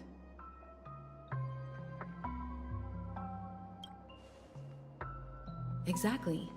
This is where you and Firefly encountered death, which we now know as dormancy. Considering its connection to Dreamflux Reef, it's not surprising it appeared here. The question now is, who brought you here? Based on the clues we have so far, it's unlikely to be that masked fool. So identifying them is crucial to us. We're drawing closer to the truth once more. Let's give Misha some time, as I believe he'll unveil the secret of this dream bubble. All right, but there are doors all over the place. Which one should we choose? Do you have any idea, Misha? I guess— maybe this way?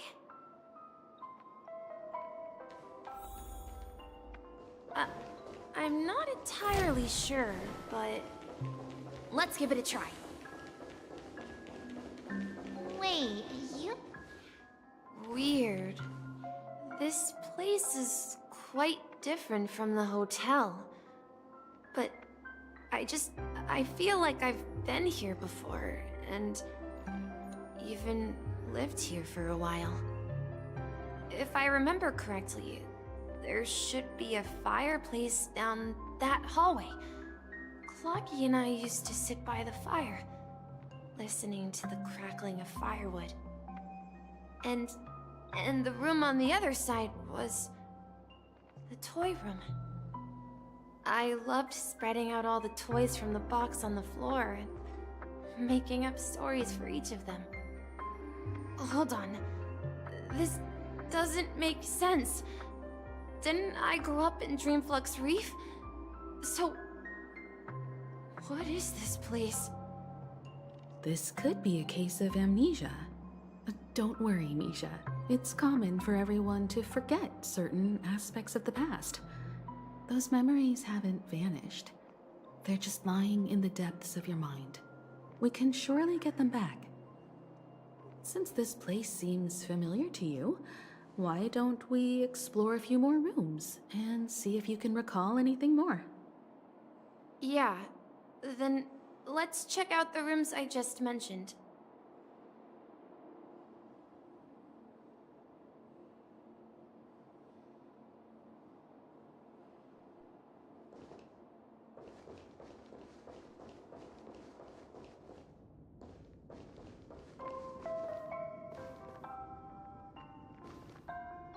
Mikhail, that's the name. Now we all know him as the Watchmaker. So, who is he talking to? Do you know anything about it, Misha? I'm sorry. I don't know much about the Watchmaker. But, Mikhail... Anything special about that name? Mikhail is Grandpa's name. Grandpa? Do you mean you're the Watchmaker's grandson? But we haven't heard anything about the Watchmaker having descendants. And the name Mikhail is not rare. Perhaps it's merely a coincidence. Could you tell us more about your grandpa, Mikhail? Yeah, sure. He was a seafarer who fearlessly ventured into mysterious seas and storms. He was always on the sea and had lots of friends who accompanied him on his travels. He didn't want me to call him Grandpa because that would make him sound old. He believed he was still young. The name Mikhail was given to him by his parents, Mihaly and Elise, both renowned seafarers. Every time he came back, he'd share his logbook with me and tell me about his adventures at sea. I want to become a great adventurer, just like him. It appears that the Seafarer has nothing to do with the Watchmaker. So, perhaps it's just a coincidence? So, where is your grandpa now? He went off on a new journey, and it's been quite a while since I last saw him. So, where has Clocky gone? Did he leave to protect Dreamville? Tick-tock. I heard some noises from the room. Origami Bird? That's a friend of mine.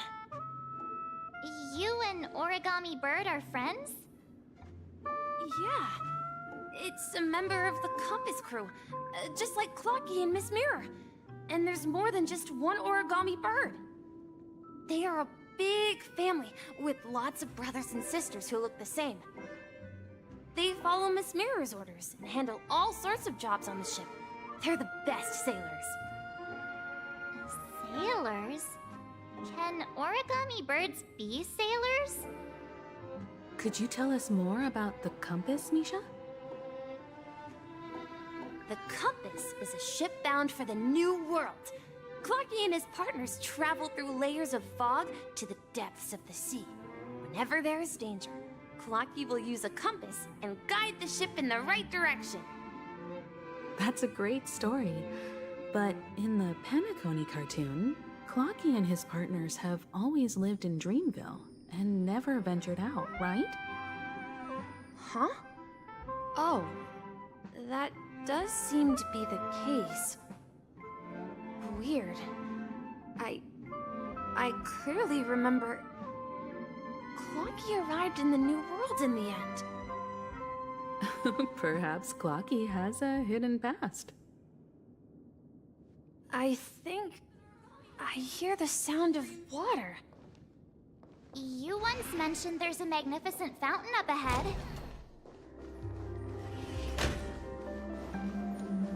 Look, there it is! The water resembles a precious jewel, embedded in the dreams of every time I gaze at the shimmering lights beneath the waves. It feels as though I'm back in this place, standing by your side. Have you recalled anything, Misha? Yeah. I saw these sentences in Grandpa's logbook. He used to say that despite the perils of the sea, whenever he stood on the deck in the afternoon, overlooking the sparkling waves, he would think of this fountain in front of his house. He often said that those moments felt like returning to his family's side, and the difficulties at sea didn't seem quite as challenging. You know, I quite understand such sentiments. Hey, don't tease! I was just being a bit sentimental. Perhaps every adventurer far from home carries a fountain within their soul. Even though the other side of the sea remains shrouded in the unknown, the fountain in front of his house serves as a compass, leading him back to his cherished ones. Yeah. While Grandpa was at home, we would stand by the fountain and place the compass, a toy boat that I made, into the pool. Back then, I would ask him when I could go on adventures like him, and he would always laugh and say I was still too young. It seems this Mikhail is truly a seafarer and has nothing to do with the watchmaker. Yeah. Based on Misha's recollections, the scenes in the dream bubble appear to be his childhood memories. But this raises more questions. According to Misha, he was clearly born on an oceanic planet and led an ordinary life, with no connection to Penacony at all. Could this be some sort of metaphor? Perhaps the sea refers to the memory zone. I'm sorry. I don't know, but my memories keep pouring out uncontrollably, like water flowing from a fountain. Perhaps I'll remember more things if we go further.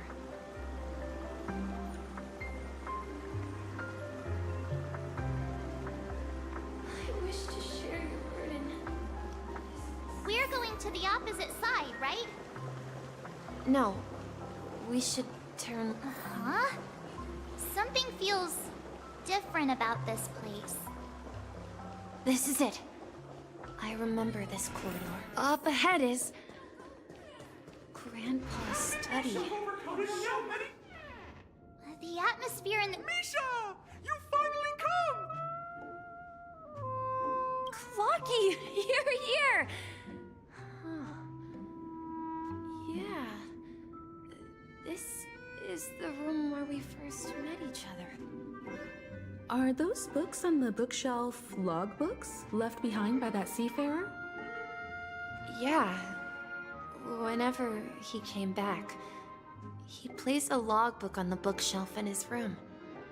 They contain records of his expeditions to every corner of the world. He described our world as a fountain.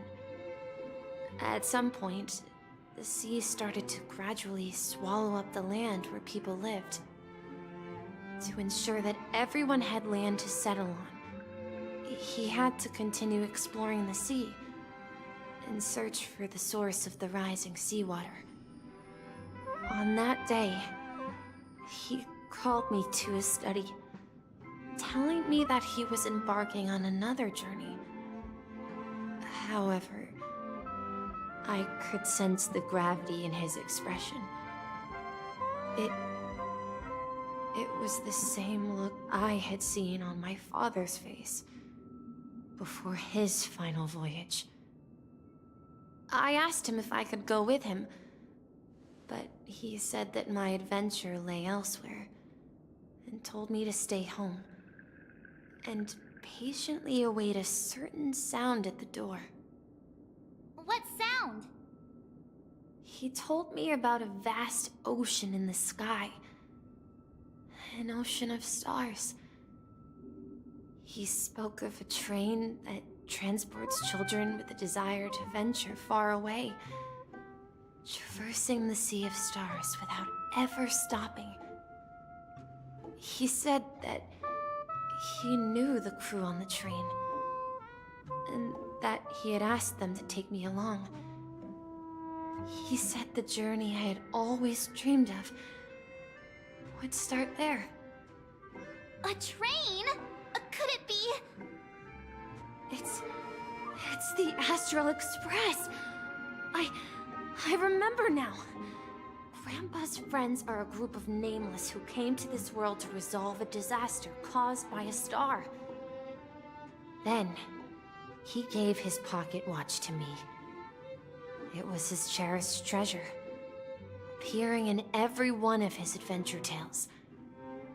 He explained that difficult times were ahead, but assured me that the watch would guide me. He said, as long as I kept moving forward, I'd eventually reach my desired destination. And then, it was as if I heard the distant sound of a train whistle, echoing throughout the room. Exactly, Misha! And then we followed that whistle, didn't we? Yeah. I think I can still find the way we took back then.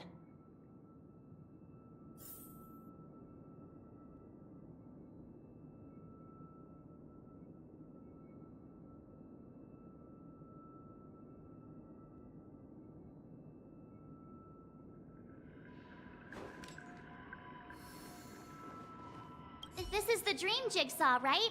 So... Do you remember? Hey, the shape seems to match. Looks like we're just one...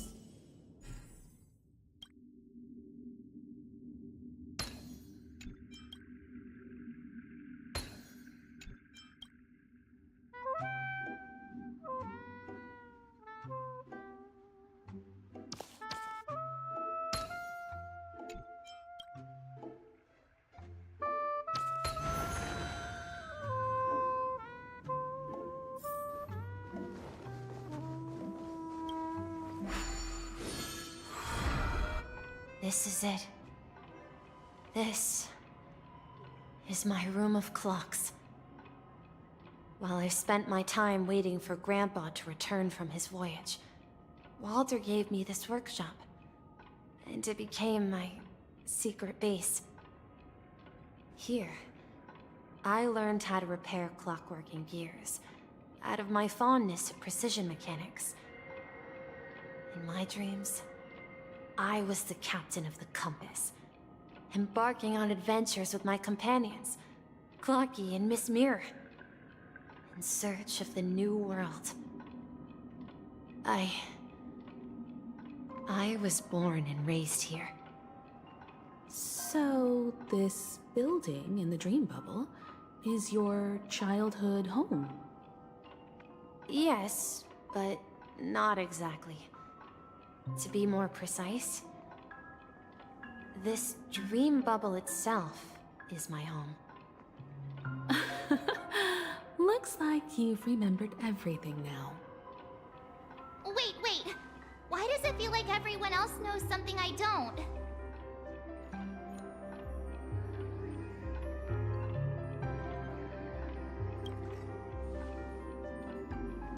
Marge, do you remember when she mentioned the clocky that only she could see? Yeah, the little guy here, right? But we all saw him in Dreamflux Reef, right? And Mr. Yang even greeted him. Looks like everyone on the Astral Express has a childlike spirit. The answer lies in the Astral Express.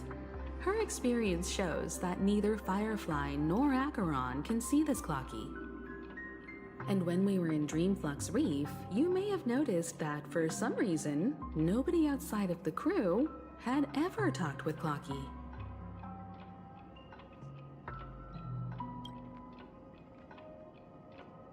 A mimetic life that can only be seen by a select few.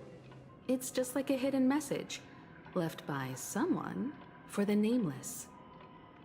But Misha can see Clocky too, right? They even grew up together.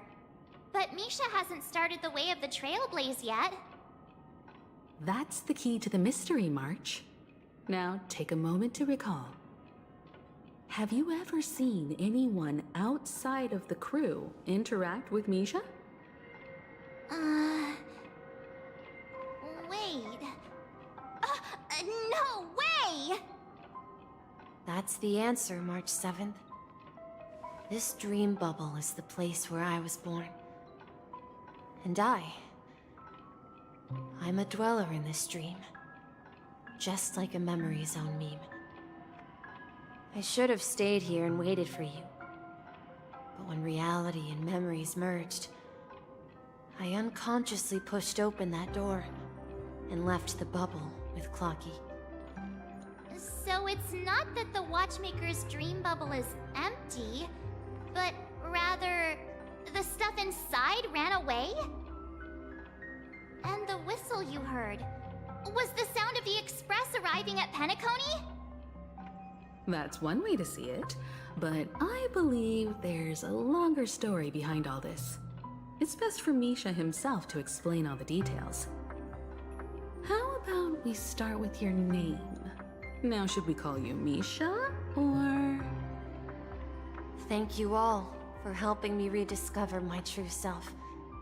Now, please allow me to reintroduce myself. I was born on Lushaka, in the Presmere system, adopted by seafarers Mikhail and Char. They gave me a treasure, a name that carried their hopes. Mikhail Char Legwork, or simply, Misha. If you prefer, you can call me by a more familiar name, the Watchmaker. So, you're the Watchmaker himself? Unfortunately, that legendary figure is no more. I am only a reflection of his life. As for the child who has been with you, he's the innocent protagonist of Misha's childhood dream. A friend of Clocky, a young apprentice, and a future mechanic on the Express. And this also marks the beginning of his journey, devoted to the Trailblaze.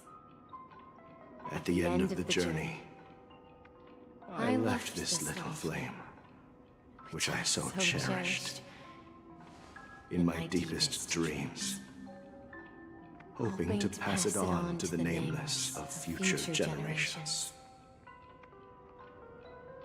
However, he somehow left the dream bubble and forgot all about his task. I apologize for all the confusion this caused. Because he was born with a desire to trailblaze, wasn't he? I don't think Misha has forgotten his role as a guide. He remembered it, and that's why he mistakenly appeared as a hotel doorman in her dream from the very beginning. The one who brought our unconscious friend here must have been Misha. If that's the case, we encountered the Watchmaker's legacy from the beginning, didn't we? Well, I have a sarcastic friend who says I always take big detours and end up back where I started. Perhaps that's what every nameless has to go through. But in the end, you found me. I'm sure you're all wondering what my legacy is. I believe my hound has mentioned the Stellaron and my wealth. If I may apologize, the Stellaron part is real. As for my wealth, however, it's nothing more than a baseless rumor. I left my homeland as a child and embarked on the journey of Trailblaze. I traveled to various planets until finally reaching Asdana, where my friends and I built the original Penacony and fought for its future ever since. I've been moving forward all my life, doing what I could to overcome the obstacles in my path. But ultimately, my journey reached its end, and I left behind no possessions worth entrusting. So, if you ask what's left within this worn-out train engine that can be called a legacy, I suppose it's the things that are still burning in the engine's furnace. Now that you're well aware of the current situation of Penacony, I certainly hope that you'll help me get this world back on track.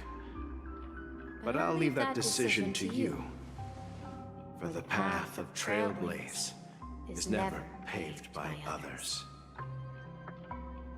All I have for you is a story, and two gifts. I want to give you my pocket watch. It has accompanied me throughout my long journey, guiding that naive child forward, and has been blessed with the presence of so many great people up to this day. And my hat, too. The one who navigated for me placed it on my head and planted a fanciful thought in my mind. The trailblazing expedition will never end. Now, it's time for you to make your choice. Once you've made up your mind, open that door and enter the long dream of an old man. I'll be waiting for you at the end of this corridor of time. All right, everyone. Let's make a decision. Although I don't think anyone will have any objections. Of course. We've come this far. Surely. In that case, it's unanimous. Then let's proceed together to the end of this dream and tell Mikhail our decision.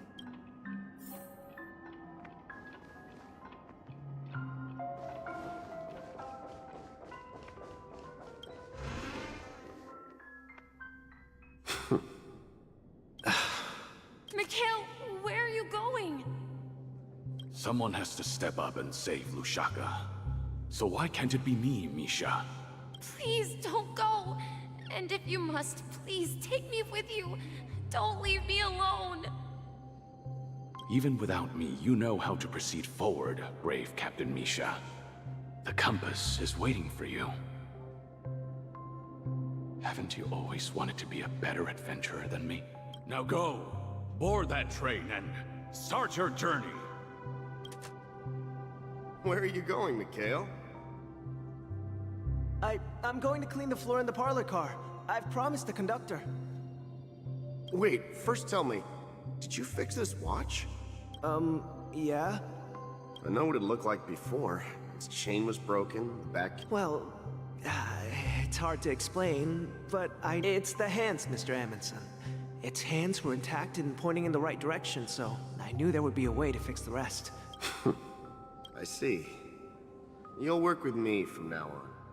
Haven't you always wanted to tinker with this train? But I only know how to fix watches. Don't worry. You've got what it takes. Where are you going, legwork? It's time to head to our next stop. I'm staying in Astana with Rosalina and Tiernan. I see. This place, the people of Astana have only achieved a tiny victory. And don't worry. Yeah. I knew you wouldn't stay on the Express forever. Leave in peace, my friend. This is Mr. Amundsen's hat. But why? When he departed, he said he would leave it to his best student. Farewell, legwork. Take care of Tiernan and Rosalina. And don't forget to... Where are you going, Watchmaker? Don't worry, Micah. Just going on a little trip. Someone has to be at the forefront of the interstellar frontier, and I'm the only former Nameless in Penacony. So why can't it be me? Because you're all we have. Have you forgotten about Tiernan? But what will happen to Penacony if we don't find a way out? Tiernan. How could I ever forget him? We Nameless won't stop. Don't worry, Micah. It's just a matter of getting back to my old profession. Just wait for me to come back. If I don't come back in one piece, then you'll become the next Watchmaker. Where are you going, old man? Oh, you're here. Answer my question. What are you up to? Relax, Gallagher. I just came up with a great idea. Oh, come on. Aren't all your ideas just ways to get yourself killed? If you die too, the secret of the Stellaron will go to the grave with you. Yes. I'm afraid there's no way out in Penacony. so I'll have to consider alternate. We'll organize a festival using the Watchmaker's legacy as a facade and send invitations to the entire cosmos to... So... Desperate. Don't we have you here, my friend? Make sure to send an invitation to the Astral Express. Misha! Where are you going? Oh, it's you, Clocky. Take me to Dreamflux Reef. Last night, I had a long... Write it down? Why? Oh, so I won't forget it. Of course!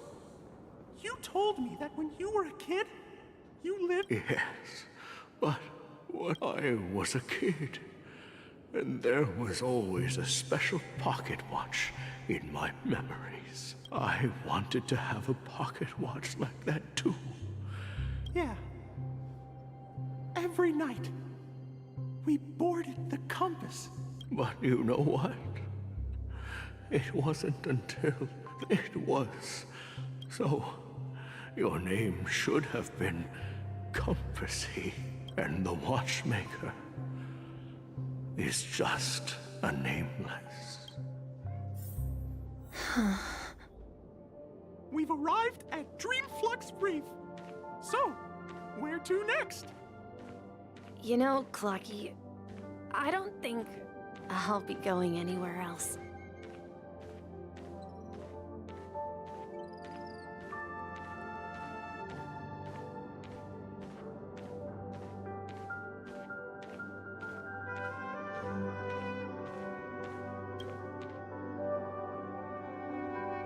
I've traveled far enough, and it's time for a little break. Oh. So, we'll set out again. When you're rested? No, I'll stay here. And then, this is where it ends. This is... where it ends? What do you mean, Misha? You told me that the trailblazing expedition would never end. Yeah, that's what I said. So now, it's up to you to decide your next My next destination? Misha? You're acting weird today. If you're feeling... No, I'm not feeling down. As for clockwork, yeah, it resolves all problems in this dream. So, do you know what clockwork actually is? Well, everyone gets lost at times. They may hesitate and doubt which way to go. That happens, but don't worry. Everyone goes through moments of uncertainty and hesitation. Eventually, they gather the courage to make bold decisions. Whether it's calming, joyful, angry, or sad. All they need is a little nudge to take that step toward where they truly belong. I'm leaving that little nudge with you, and I hope you'll share it with others. Such is the essence of clockwork, the will of the Trailblaze. Clocky's hands spin around non-stop, indicating confusion, frustration, and weakness. But ultimately, people still need to move forward. Just like your hands, always pointing ahead. This is where my journey ends. From now on, it is your path to walk. Trailblazing means taking paths your predecessors forswore and venturing even further. The Penacony in Mikhail's dreams does not belong to order.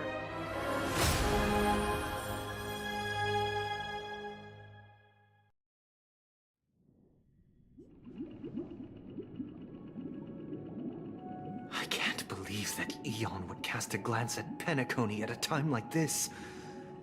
Is it because of the resonance from the legacy of the Trailblaze?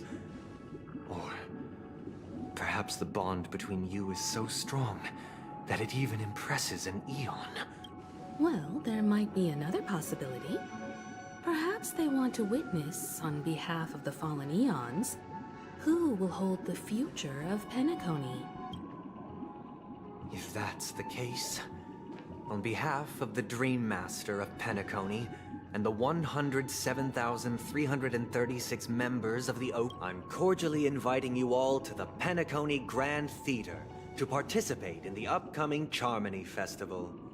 And, of course, you won't be in the audience, but on center stage. Since the future of the Stellaron, Penacony, and even the entire cosmos is at stake, if you truly believe in Akavili's path, then show me their courage and determination.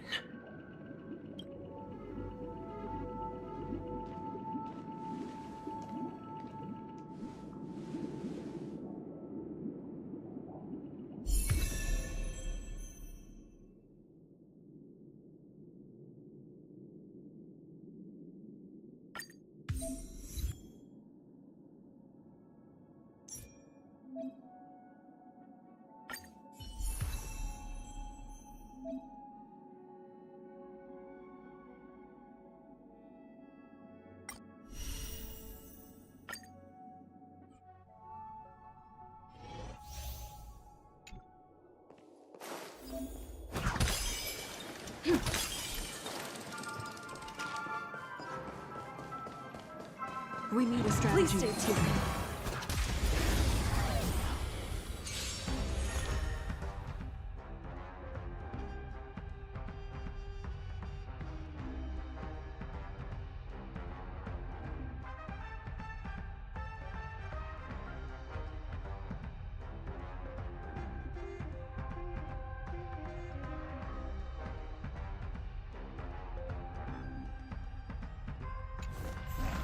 Time to test our rapport.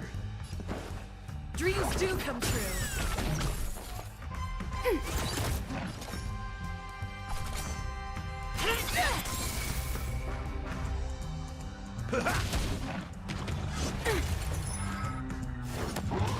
Confidence. Stay in step. Ready for another? Enemy data secure. Net markers activated. Time for a good old counterattack.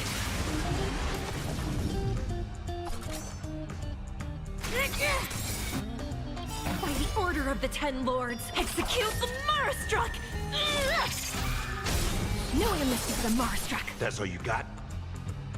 The mood is set just right. Let the show begin!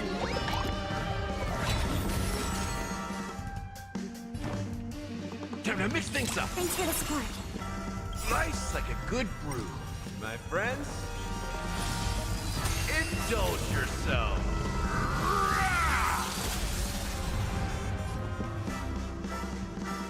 It's my turn. So, you in the mood? It ain't over yet. Enemy targets detected. Ready for another? Do you admit this crime?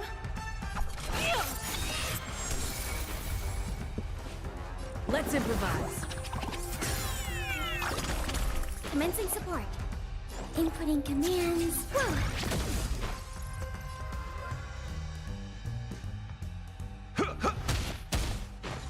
It's time.